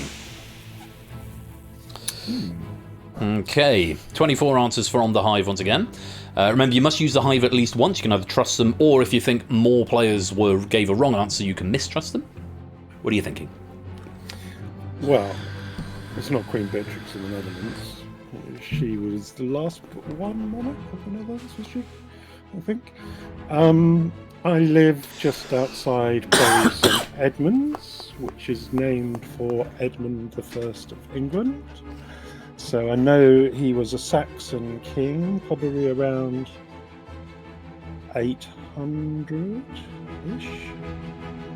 I have had to teach Macbeth in a few cover lessons recently, but I can't remember any dates.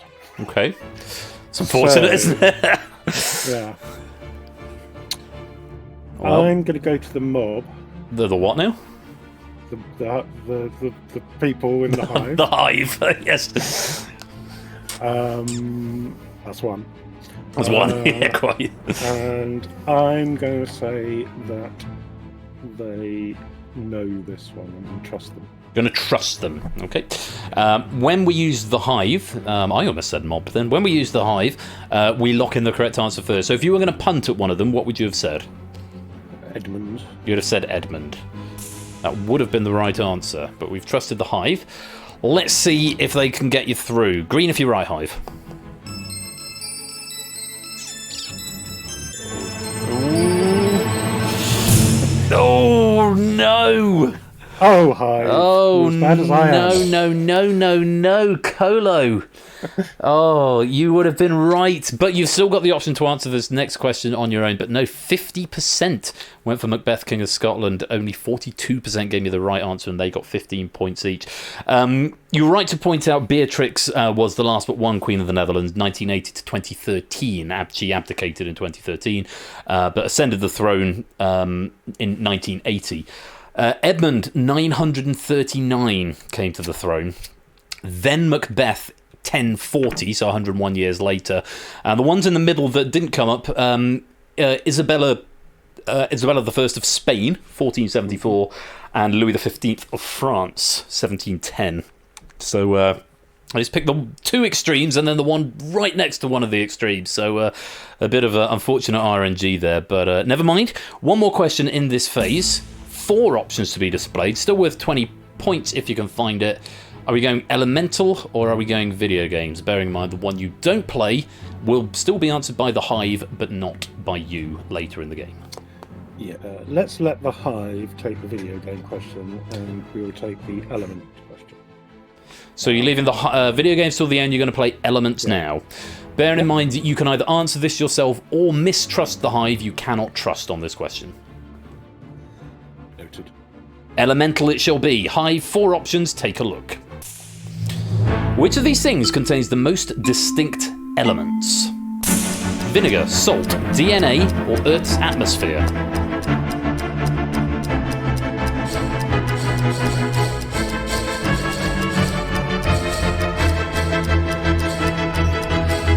My heart went into my mouth for a minute there because I didn't think any answers were coming. I thought, oh shit, something died again. 23 answers coming in that time. How do we feel about this? Well, salt, NaCl2. Vinegar is ascorbic acid, which is going to be some carbon, some oxygen, some hydrogen. Not much else. DNA is a bit of a tricky one, but it's got to be the Earth's atmosphere, hasn't it? Because it's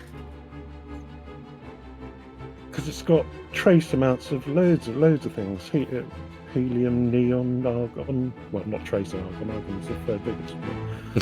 Carbon. I'm going to answer and go for the Earth's atmosphere. Earth's atmosphere. Okay, let's lock it in. Earth's atmosphere. And let's see how many players got this one right in the Hive. Green if you were Hive.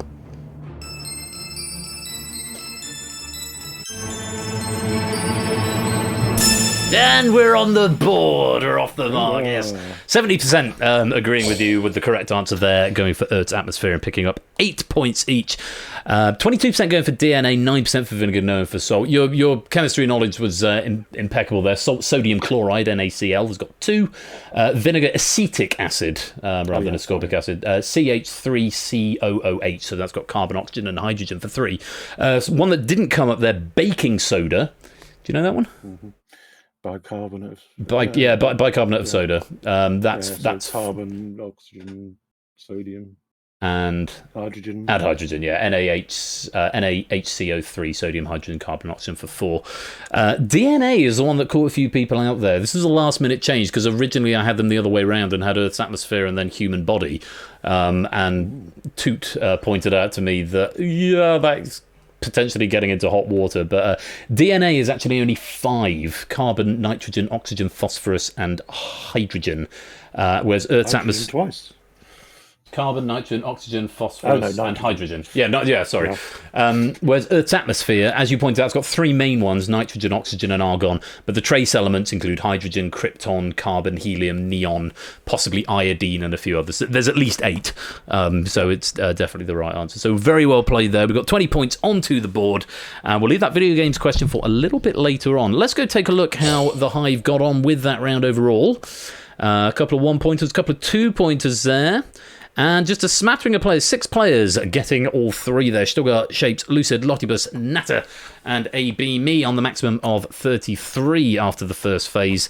Kodo, you've got 20 points on the board, and that is the end of phase 1.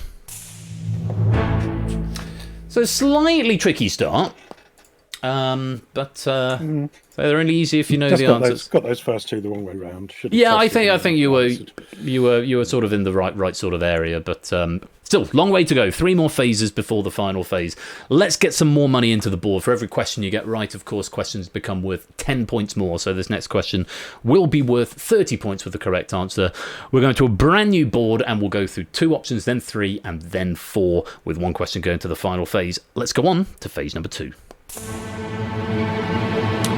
So 2 options for the first one, and your board is: which of these politicians held office in their respective roles for the shortest amount of time in 2022? Which of these pieces of music contains the most movements? Which of these people has won the fewest Academy Awards? And which of these regulation sports teams has the most on-field players? Okay, you saved it with the last question. That's definitely not my area. I hate Oscars. And I love movements of music. Right. I don't. Okay.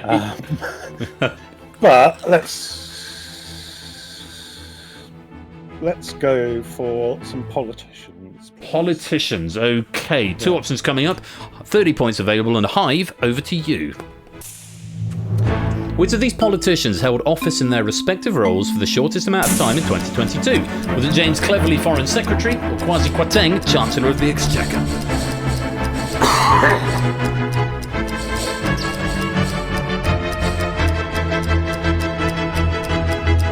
Time.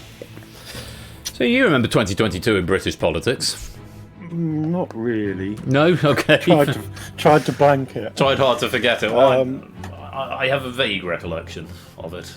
Well, Kwasi Kwarteng was Chancellor under Liz Truss and it didn't go that well. And he was shorter than Liz Truss, I think. Because he was forced to resign before she did. James Cleverly, well, he's still in the cabinet now. Stupid man. Yes, he's a one-man campaign to disprove nominative determinism, is I think how he's been described. Currently in the news for shouting shithole in the Houses. Yeah, so describing Stockton as a shithole, which was not particularly parliamentary language. I'm going to go for Kwasi. Kwasi Kwarteng? Yeah. All right, let's lock it in. And we'll see how the Hive got on. Oh, don't Owen Dalton. No, we'll get to that in a minute. Green if you're right. Looks good. Yeah, 74% on the right track, same as you. Kwasi Kwarteng as Chancellor of the Exchequer. 7 points if you got that, just 26 going for James Cleverly. So, yeah, Kwasi Kwarteng, as you quite rightly pointed out, served even less time than Liz Truss because he was forced to resign after just 38 days in office. Liz Truss as Prime Minister was another option that could have come up. She was there for 49 days. James Cleverly was actually held office for the most amount of time, 116 days in 2022. He assumed office on the 6th of September 2022, and he moved to the Home Office just the week before last, replacing Cruella Braverman. But he did manage to outlast the Truss government in one of the four great offices of state, and so was there for the longest time. The other two options that could have come up may have added some interest to this. So, Kwasi and Liz, obviously Kwasi less time than Liz, but then we've got Grant Shapps as Home Secretary. Did you remember that was a thing? No. Six days he held that position. Right. That was in between. Oh God, when was that? I think that was in between Truss going out and Sunak reappointing the cabinet. And the best one, Michelle Donnellan as Education Secretary. Oh, was that like 2 days or something? Less than 36 hours, yeah. She was appointed by Boris Johnson during the Night of the Long Knives and resigned. My favourite tweet was that someone said, "My cat has been on my bed for the entire duration of Michelle Donnellan's tenure as Education Secretary," which I thought was quite amusing. Clive, welcome to the game.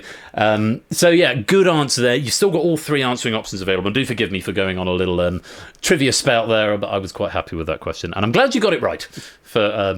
Yeah. So, back to the board. So, we got our politics out of the way.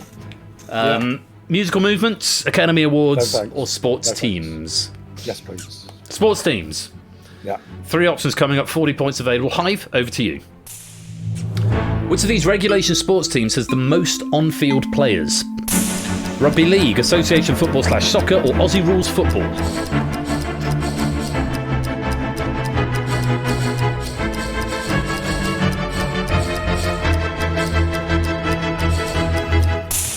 Time. How's this for you?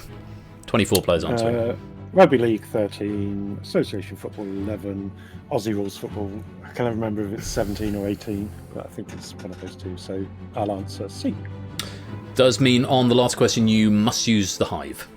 It's all in the plan. All in the plan. Love to hear it. Let's lock in Aussie Rules Football, and we'll go to the Hive and see how they got on. Green if you're right.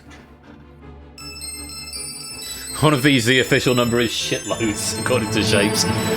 It is indeed Aussie Rules Football, yeah. 18. 18 on field plus 4 interchange. 67% getting that right, and picking themselves up 9 points. Association Football is 11. Rugby League is 13. The other two that didn't come up, Rugby Union. 15. And Lacrosse. 9, 7, 9, 10, 11, 10. 12, 10. 10. It was, yeah. God, it was the lowest of the ones that could have come up there, and Aussie Rules was the highest. Very well played, smooth sailing. Another 40 points going into the bank, and you're left to use the Hive on this final question. Is it going to be on musical movements, or is it going to be on Academy Awards?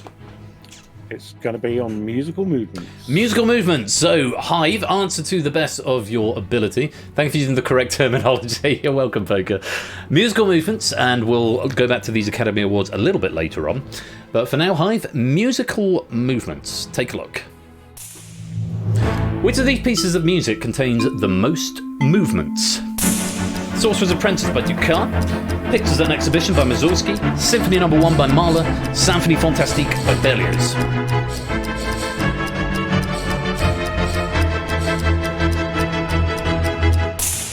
Time. Familiar with any of them? Yeah. That's Okay. all you've got. That's all I've you've got. All you've got. Okay. Yeah, I you're going to ask me to pick one in a bit, aren't you? Anyway, I will ask you if you're going to take a punt at one. but my main question is the Hive going to know this? So I don't know it. Okay. Well, that's the big question. Does the Hive know, or does plurality know? Yeah. There doesn't have to be a majority. If it's split 30, 20, 25, 25, the 30% would be the plurality. Is that plurality correct or not? I'm going to miss, but I'm sorry, Hive. I'm going to say that on this occasion you're wrong. Okay. So we're hoping to see Mistrust. lots of red. We're going to mistrust. Out of idle curiosity, if you were going to take a punt, what would you have said? I'd have gone for Pictures at an Exhibition by Mussorgsky because he's my favourite. You'll be right. Now, we hope the Hive didn't know that. Green if you're right. Oh, that doesn't look good. No, they were not a million miles off the Symphonie Fantastique by Berlioz, but no, you should have trusted their 35% getting that one right. And my percentages that I gave you as examples weren't a million miles off. Well done if you did get that high, 14 points to you. Just to go through them briefly, Sorcerer's Apprentice by Paul Dukas, just the one, correct. Then one that didn't come up, Piano Concerto No. 2 by Rachmaninoff. Well, I'm guessing two. Three in that one. That's the one I'm relearning at the moment for a concert next year. Then Symphony No. 1 by Mahler. Yeah, I don't know that one at all. That's 4. That's It's the second movement of that one. Symphonie Fantastique by Berlioz. I had to study this for A level, and I don't think I've listened to it since. It's the longest revenge letter in history, and it's 5 movements long. Pictures at an Exhibition by Mussorgsky you might be familiar with. That's a and the promenade. That's got 10 movements, concluding with the Great Gate of Kiev as movement number 10. Originally written for piano, but orchestrated, and that tends to be the more popular form in which it's played these days. Bad luck on that one. We do miss out, but let's go and check in with the Hive, see how they got on. A smattering of rights and wrongs in here. Kegler, well done, getting all 3 right in that phase. Likewise, VT and Prugs, Ralph and Shapes also getting all 3. Shapes currently with the lead of 63. Ralph has got 55. And Lottibus currently in third with 49. Colo, you have got 90 points in the bank, and that is the end of phase 2. So we're on the up. 1 right in the first phase, 2 right in the second phase. It follows suit that we'd get 3 right here. Yeah, definitely. And then somehow you'd break all the rules and get 4 right in phase 4. Not a problem. Who knows? I think you're doing fine. You're up to 90. There's still big money available. But this next question, once again, is going to be worth 50 points, if memory serves. And let's have 4 brand new questions as we go into phase number 3. 2 options for the first, and your board is: which of these cities is the most populous compared to other cities in that country? Which of these Doctor Who villains first appeared earliest? Which of these pieces of musical stage theatre was produced first? Which of these buildings has the most rooms? Okay. Can you just explain that first one? Yes, in fact, I wrote down a host example to give you just for this exact reason. So, in a host example, Melbourne is obviously more populated than Zurich, but Zurich is number 1 in Switzerland, and Melbourne is number 2 in Australia, so Zurich would have the higher relative population. I will also say that slightly caught me off guard, because Tutor slightly rephrased that question from what I originally wrote down, but that is the substance of it. So it's sort of like their ranking. Which has the highest population rank, I suppose, in each country. Yeah. Okay. Well, in that case, Oh, hey Jack, welcome to the stream. You missed a cracker of a politics question, Jack. Sad for you. If I say so myself. We'll play Doctor Who, please. Of course, 60th anniversary, and I'm grateful to everyone for keeping spoilers out of chat today because we've not yet seen it. Which of these Doctor Who villains first appeared earliest? Hive, over to you. 2 options. Take a look. Which of these Doctor Who villains first appeared earliest? The Silence or the Zygons?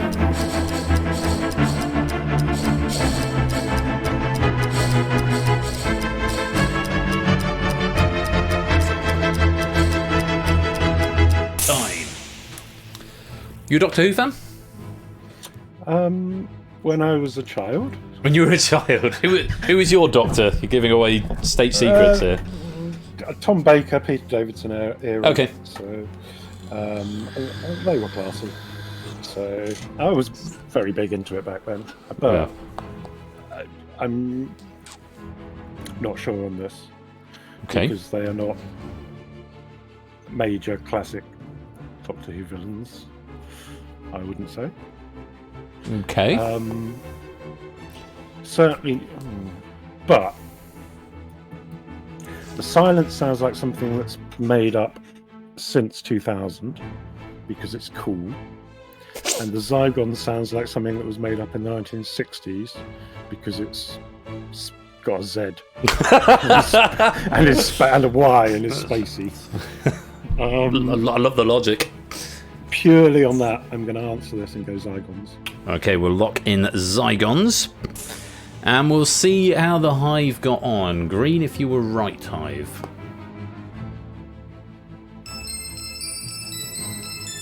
A lot of Whovians in here. 87% going for the right answer, just 4 points being awarded there. Yeah, you've hit the nail on the head. Zygons first came around in 1975. So that would have been, I want to say Davison. Pertwee? Or possibly, I want to start 63. Either way, 75. And the Silence were the most recent of the options that could have come up. 2011, introduced by Stephen Moffat. Whoa! RPG with the raid of 52. Welcome, friends. RPG, thank you so much for that raid. Come on in. Welcome. Poppiter, Samster, RPG. Samsters, have you come in from the raid? That's welcome. _ James CBK. Welcome all of you. We are playing the Hive right here. If you would like to join in with this game, there's no charge to do so. Head over to Hackbox and join with the code that will be on the screen floor in a minute. Tim Man, Calliope, Danger Dimples. Welcome all of you, lovely lot. From the Sonic speedrunning community. Have we had a Sonic question already? We had one in an earlier game, didn't we? I think. Yeah. There may or may not be another one later on. Who knows? Sonic versus Street Fighter. That was it, Sonic and Street Fighter. Just to go through the other options that didn't come up there, the Sontarans, 1973, the Slovene, 2005, and the Weeping Angels, 2007. Those options, of course, didn't come up. So yes, Zygons, there was potential for that to be confusing if you didn't know Zygons were an original monster, because they didn't turn up in the revival until 10 years ago at the 50th anniversary, which was after the Silence appeared in 2011. But you got there, so that's all that matters. Good answer. Let's go back to the board. Where are we going next? 3 options and 60 points available.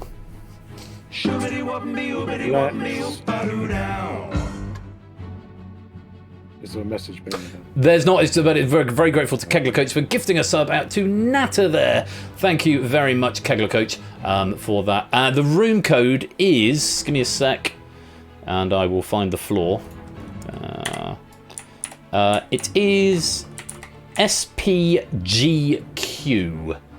SPGQ is the room code you'll need, and you might need to verify your account as well. Sorry, Colo. Let's do some buildings. Buildings. Which of these buildings has the most rooms? With 3 options, Hive, over to you. Take a look. Which of these buildings has the most rooms? Hampton Court Palace, Buckingham Palace, Blenheim Palace.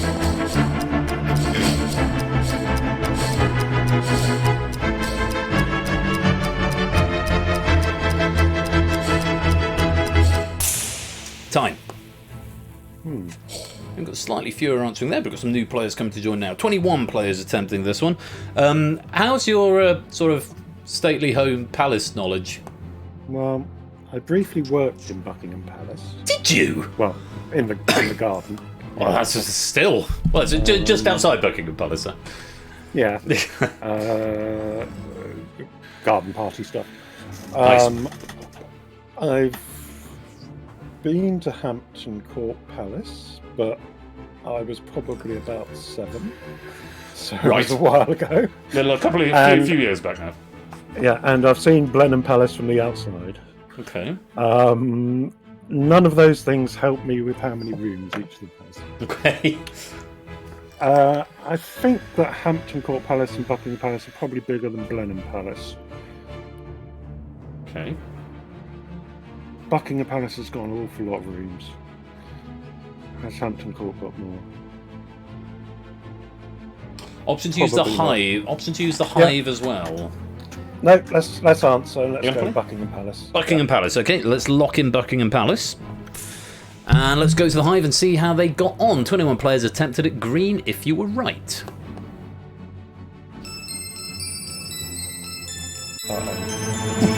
Oh dear. Yeah, they're thinking the same as you, but it was Hampton Court. it was by quite a long way, actually. Buckingham Palace, it's all relative, but it's actually Blenheim Palace was the smallest of those options at 187. Then Buckingham Palace 775. I'm not going to preface that with only, but only 775. Compared to Hampton Court Palace. Preface it with only. I did. 1,390 at Hampton Court Palace, which is vast. Other options. They need to knock a few of those through, I think. I think they do. They need to make some bigger rooms. Options that didn't come up, which might have made for interesting reading. The Palace of Westminster. Yeah, quite a few. Yeah, about 1,100. And the Ritz Hotel London. Oh, well, I've never been there. Yeah, surprisingly few, I reckon. Absolutely, yeah. So 134 to 136. We're not quite sure because there's 2 different citations. 111 plus 23 or 25 suites. Yeah, not quite as many, but it didn't come up, so a bit academic. You're left with using the Hive after that misstep there, and the options are relative city populations or musical stage theatre for 4 options. Musical stage theatre, please. Leaving the populous cities to the end of the game, and Hive, you must use the Hive, remember, on this question. 60 points available for you, Colo, and 4 options in the Hive. Here is a question on musical stage theatre. Which of these pieces of musical stage theatre was produced first? Les Miserables, Oklahoma, Peter Grimes, or OK?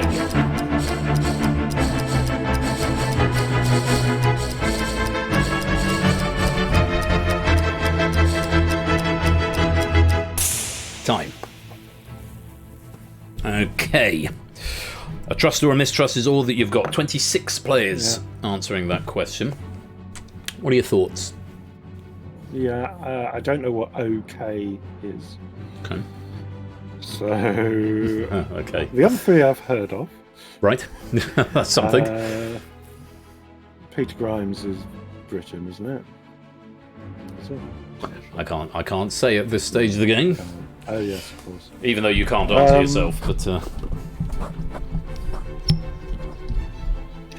the OK one has really thrown me out, because if that's the correct answer, then I'll mistrust the mob. If it's one of the other ones, then I'll trust them. Okay. That's 2, by the way. They're the Hive. Oh yeah. Sorry, Hive. That's fine. They don't mind. Yeah, I don't know what to do on this one. I mistrusted them last time and they got it right.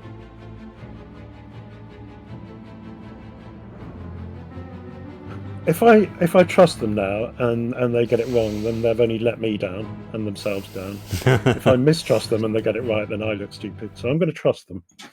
Okay. Don't let me down, Hive. Has the music just stopped for you? Oh. Yeah. And the screen. Oh. Well, that's fun, isn't it? Good. Hackbox is still open. Well, that's something. Bye, game! Right.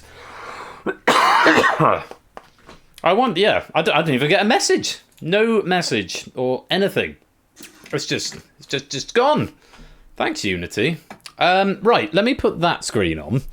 Let me see if I can reboot this. I'm not optimistic, to be honest. That may be the end of the game, and I'm very sad about that. But this one doesn't have, I don't think, any sort of recovery mode. I might be wrong. I mean, I could reload the Hackbox room, but it's getting back to the state we were in, which is going to be challenging, and accounting for pennies and whatnot. How do we do this?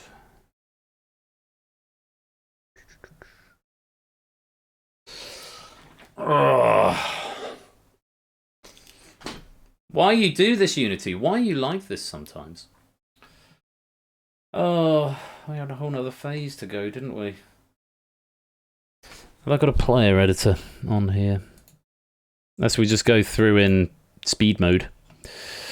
Well, look, I can certainly reload the Hackbox room, and I can force you into be selected. I think. Yes, I can. So let's do that. Let's pick Royal 25th of November. And let me... Oh, shit. Has everyone got a message saying no host has yet joined the game? Please refresh and try again. That is the problem with this. I think we might be well scuppered. Let me join. UDXLT. Yeah. I think... that's the problem with this. Because it's all controlled from Hackbox, is that if you join before... Yeah. Before the host, then it will just send you a... It's a safety protocol, is what that was. Well. Yes, I feel like I would like to go for one of those right about now. That would do me well. You were doing so well. I'm going to have to... You were doing okay. You were doing okay. In which case, what we are going to do is we are going to have to leave it there. I have got VOD footage, but it's a good testament that I need to rebuild this. And yes, we've got a smattering of questions that are unseen. I need to get to a point where I can rebuild this game state, which, to be honest, is going to come from a rebuild of the game. And Kodo, we will complete this game at some date in the future.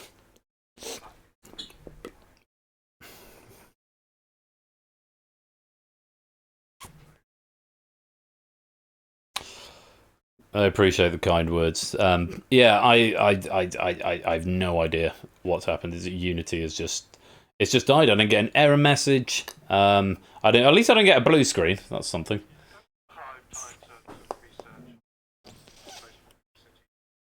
Yes, that's very true. You had fewest Academy Awards, and in the standard edition, which of these video games has the most playable characters?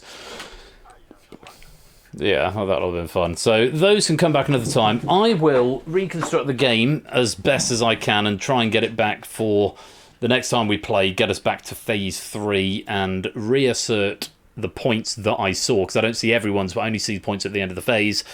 Yuck. Well, that'll be a fun little project at some point, but it's not going to be right now.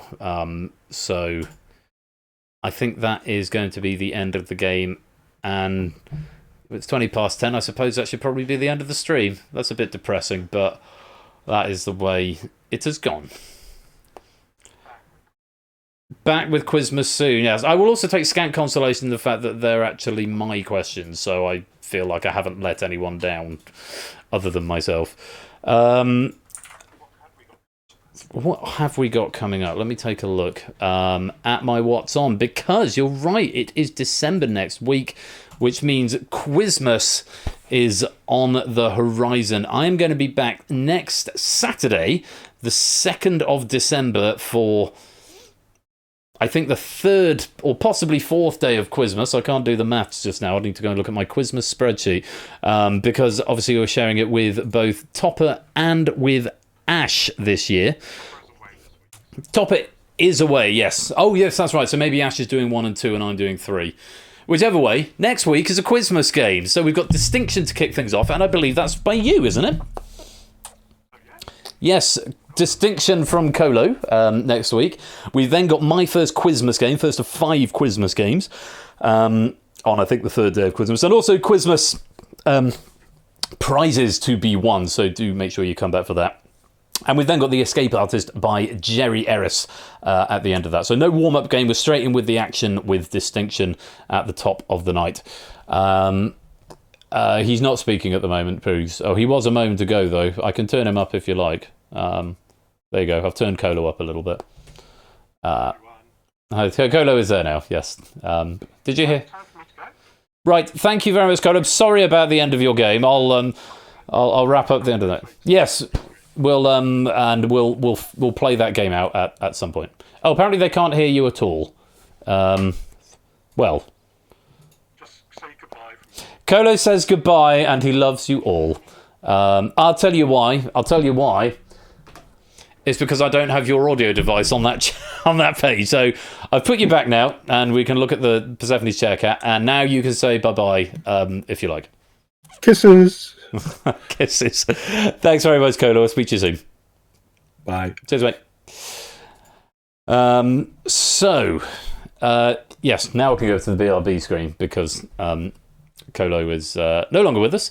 But yes, his pack of Distinction next week. Our first Quizmas game, or my first Quizmas game, and that has been written by Ash. That Quizmas game. All will be revealed next Saturday. And then The Escape Artist by Jerry. As Cola mentioned, that you may or may not have heard, but Topper is away next week. He's off gallivanting around Germany, probably picking up his own Quizmas tree. Oh, you see what I did there. But he's going to be back with Quizmas games 4 and 5, as well as Strike It Rich on the 7th of December over on his channel over there. As for Bash, who I know is not here tonight, I happen to know where he is, which I'm not at liberty to say just at the moment. But he is going to be here on Wednesday. He's not starting Quizmas until Friday, because next Wednesday is actually the 29th of November, and he's playing Who Knows Where, and then pre-birthday celebrations, whatever that entails. Shout out 80_Bash. There he is. Go give him a follow. Both him and Topper doing excellent quiz content, interactive quiz streams on Ash on Wednesday and Friday. Topper's generally on Thursday. And then Ash is also here on Friday, the 1st of December, to kick off Quizmas with Quiz Cubed, a Quizmas game, and then Wipeout has been mentioned on his schedule as well. That's going to be next Friday. And then I'm here next Saturday with the aforementioned. I could do Spacey 4 game, but I feel like I should probably do something to wrap up, and we've got quite a few people here, so a single Spacey 4 game, just to conclude proceedings. I'm really sorry about that. So Unity has just shit itself and died without even a warning or a crash report or anything else. It's just gone. So what can one do about that? Anyway, RPG, thank you very much for that raid earlier on, just to give you some quizzing content that I'm sure you did come in expecting. Left or right? Yeah, it just left the room. I suppose Unity get a Unity. Hey, 3 Spacey 4 games. I guarantee nothing. At least we got the VOD up to where we had, so we can... Hopefully I can write some code to bring Colo's game back to the state it was in. Left or right, pennies available. So yeah, I've already done the continuity. thanks again, everyone, for joining. Sorry about the abrupt end. Oh, hello, Batty Man. Welcome to the stream. Great name. Yeah, more next week, hopefully with more stability. Play 4 before I jump into them. 4 what? Spacey 4 games? Possibly. 1,000 pennies to the winner. If someone comes and joins at the right at the end. It's the right that's dropped. So, ABMe, Battyman, Lucid, still got Pirate Pygmy, Royal Flush, that's me, Mantis at Shapes, and Topper for 1,000 pennies. Left or right? I feel the pendulum tonight.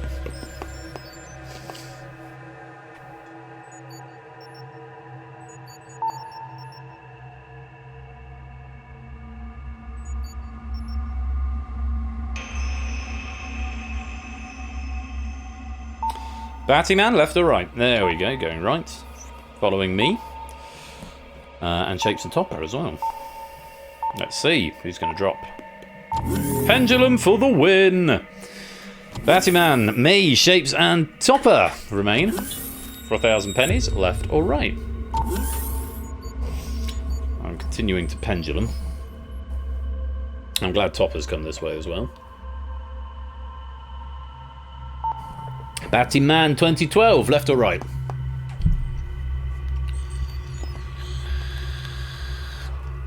They've gone right, 2 on each. Is the pendulum strat going to win? If it does, Topper's got a choice to make.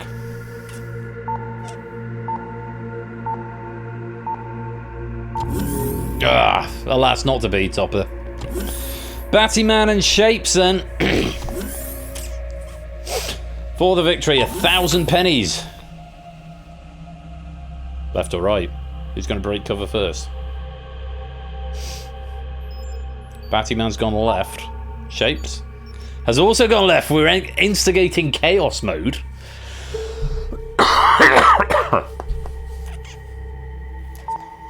We could have a rollover, or we could go again.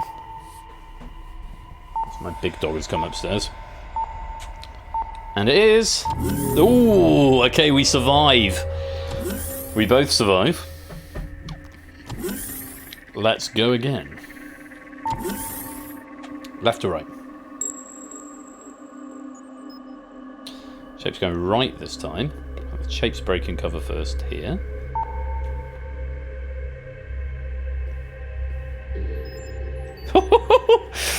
Battyman also going right. Double chaos. Can you... You've pressed your luck once. Can you get away with pressing it twice?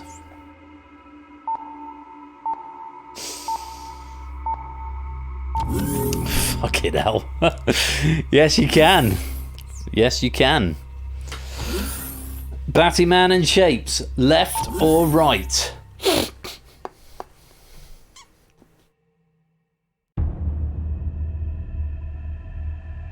No one wanted to break cover this time.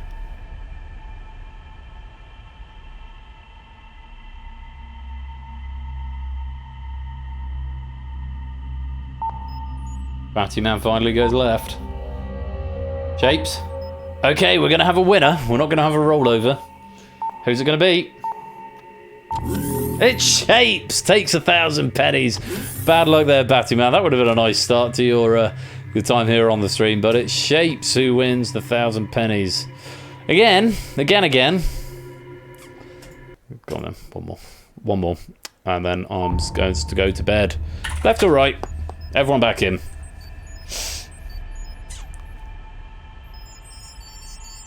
Whoa! There's a lot of players going left. Awful lot of players going left. Battyman and Shapes on the same side again. We're to 1,050 now, so 30 seconds to get in on the game if you want to play.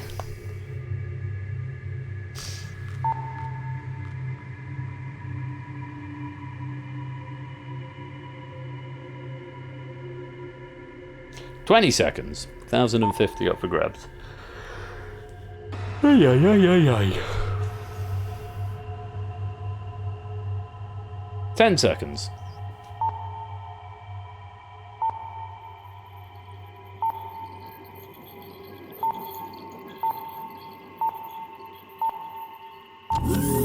It's the right who are going to drop. Calliope, Stilgar, Time Man, Natter, Apodo, Topper, Ardenfats, Salamarine, Lupine, Pyromantis, Aprugs, and me, left or right.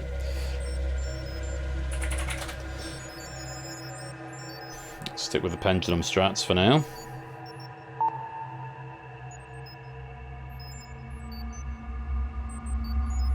And there we go, is everyone in? 10, 9, 8, 7, 6, 5, 4, 3, 2, 1. And I'm out of the game. Calliope, Apodo, Ardenfets, Pyropygmy, and Proves go on to the next round. Left or right?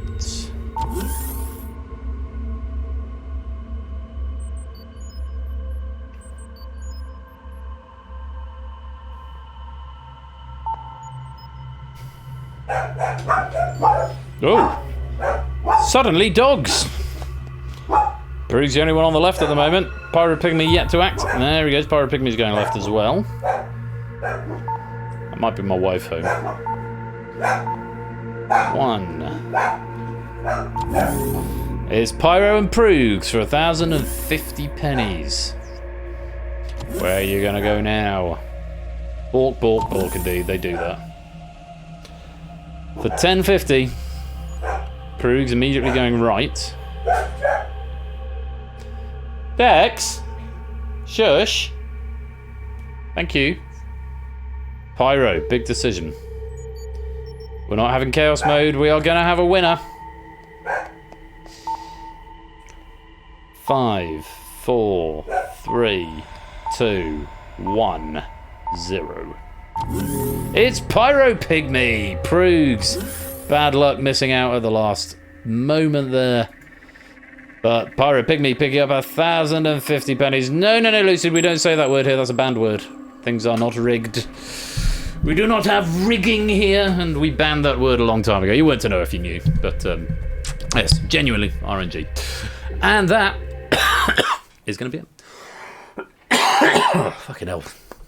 Still ill. 6 weeks now.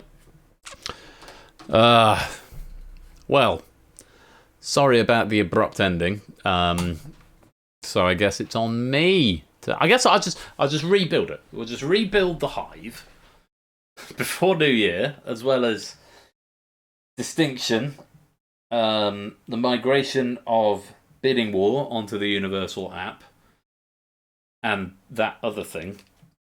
And now the Hive, all before Christmas. Loads done. Let's be fine. It'll be fine. Right. I've done continuity. Thank you again to Toot, who proved all 3 tonight. So very grateful to him for sitting out the evening by proofing all 3 packs. Thanks to Shadowming for Crossfire, to Oni for Moneybox. I hope you enjoyed what you saw of the Hive, and I'm sorry it crashed, but it just... It was a point of the game where it just wasn't worth trying to get back into it at that point. So I just decided to can it, and it wouldn't have been the same. It would have taken us 25 minutes to get back to there, and it would have required everyone to play exactly the same, and the options that would have come up would have been different as well. So, yeah, it's not an ideal situation, but it gives me something to do before Megs gets back. I might try and create a little system that allows me to recreate any state. That'll probably take me more than half an hour, though, to be fair. Anyway, that's a me problem, not a you problem. Next week, I'm back with the start of Quizmas. Well, Ash is actually kicking Quizmas off next Friday, and then it's a triple effort from myself, Ash, and Topper for Quizmas this year. Prizes to be won, mystery games abound, and lots of fun to be had as we all get ready for the festive season. And we wrap up already, season 12. 9 episodes in, but yeah, shorter seasons. No, I'm not going to mention that yet until I've got more information about it. But next season, I'll just without any commitment. Next season,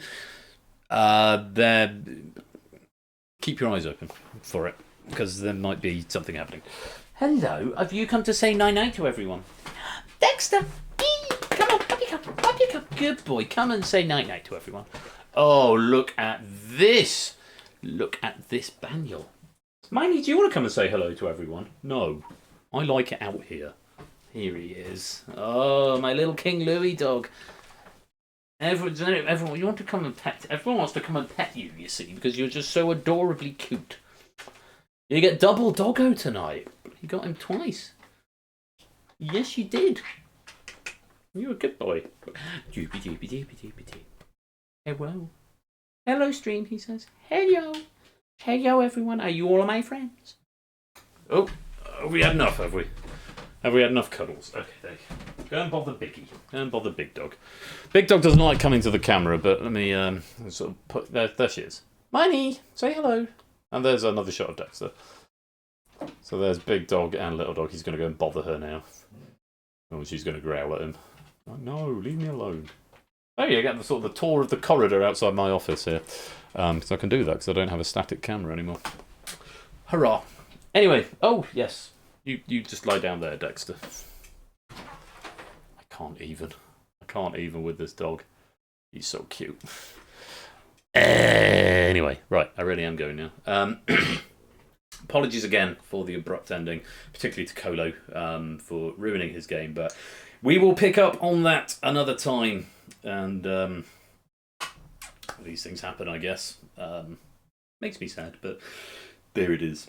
I'll be back next Saturday with Start of Christmas and Distinction and The Escape Artist. So lots to look forward to. And I will see you there. Until then, have a wonderful week. Be splendid and wonderful and marvellous and safe as always. And until next time, I've been Royal Flush. You've been watching Game Night. Take care. Peace out. And good night.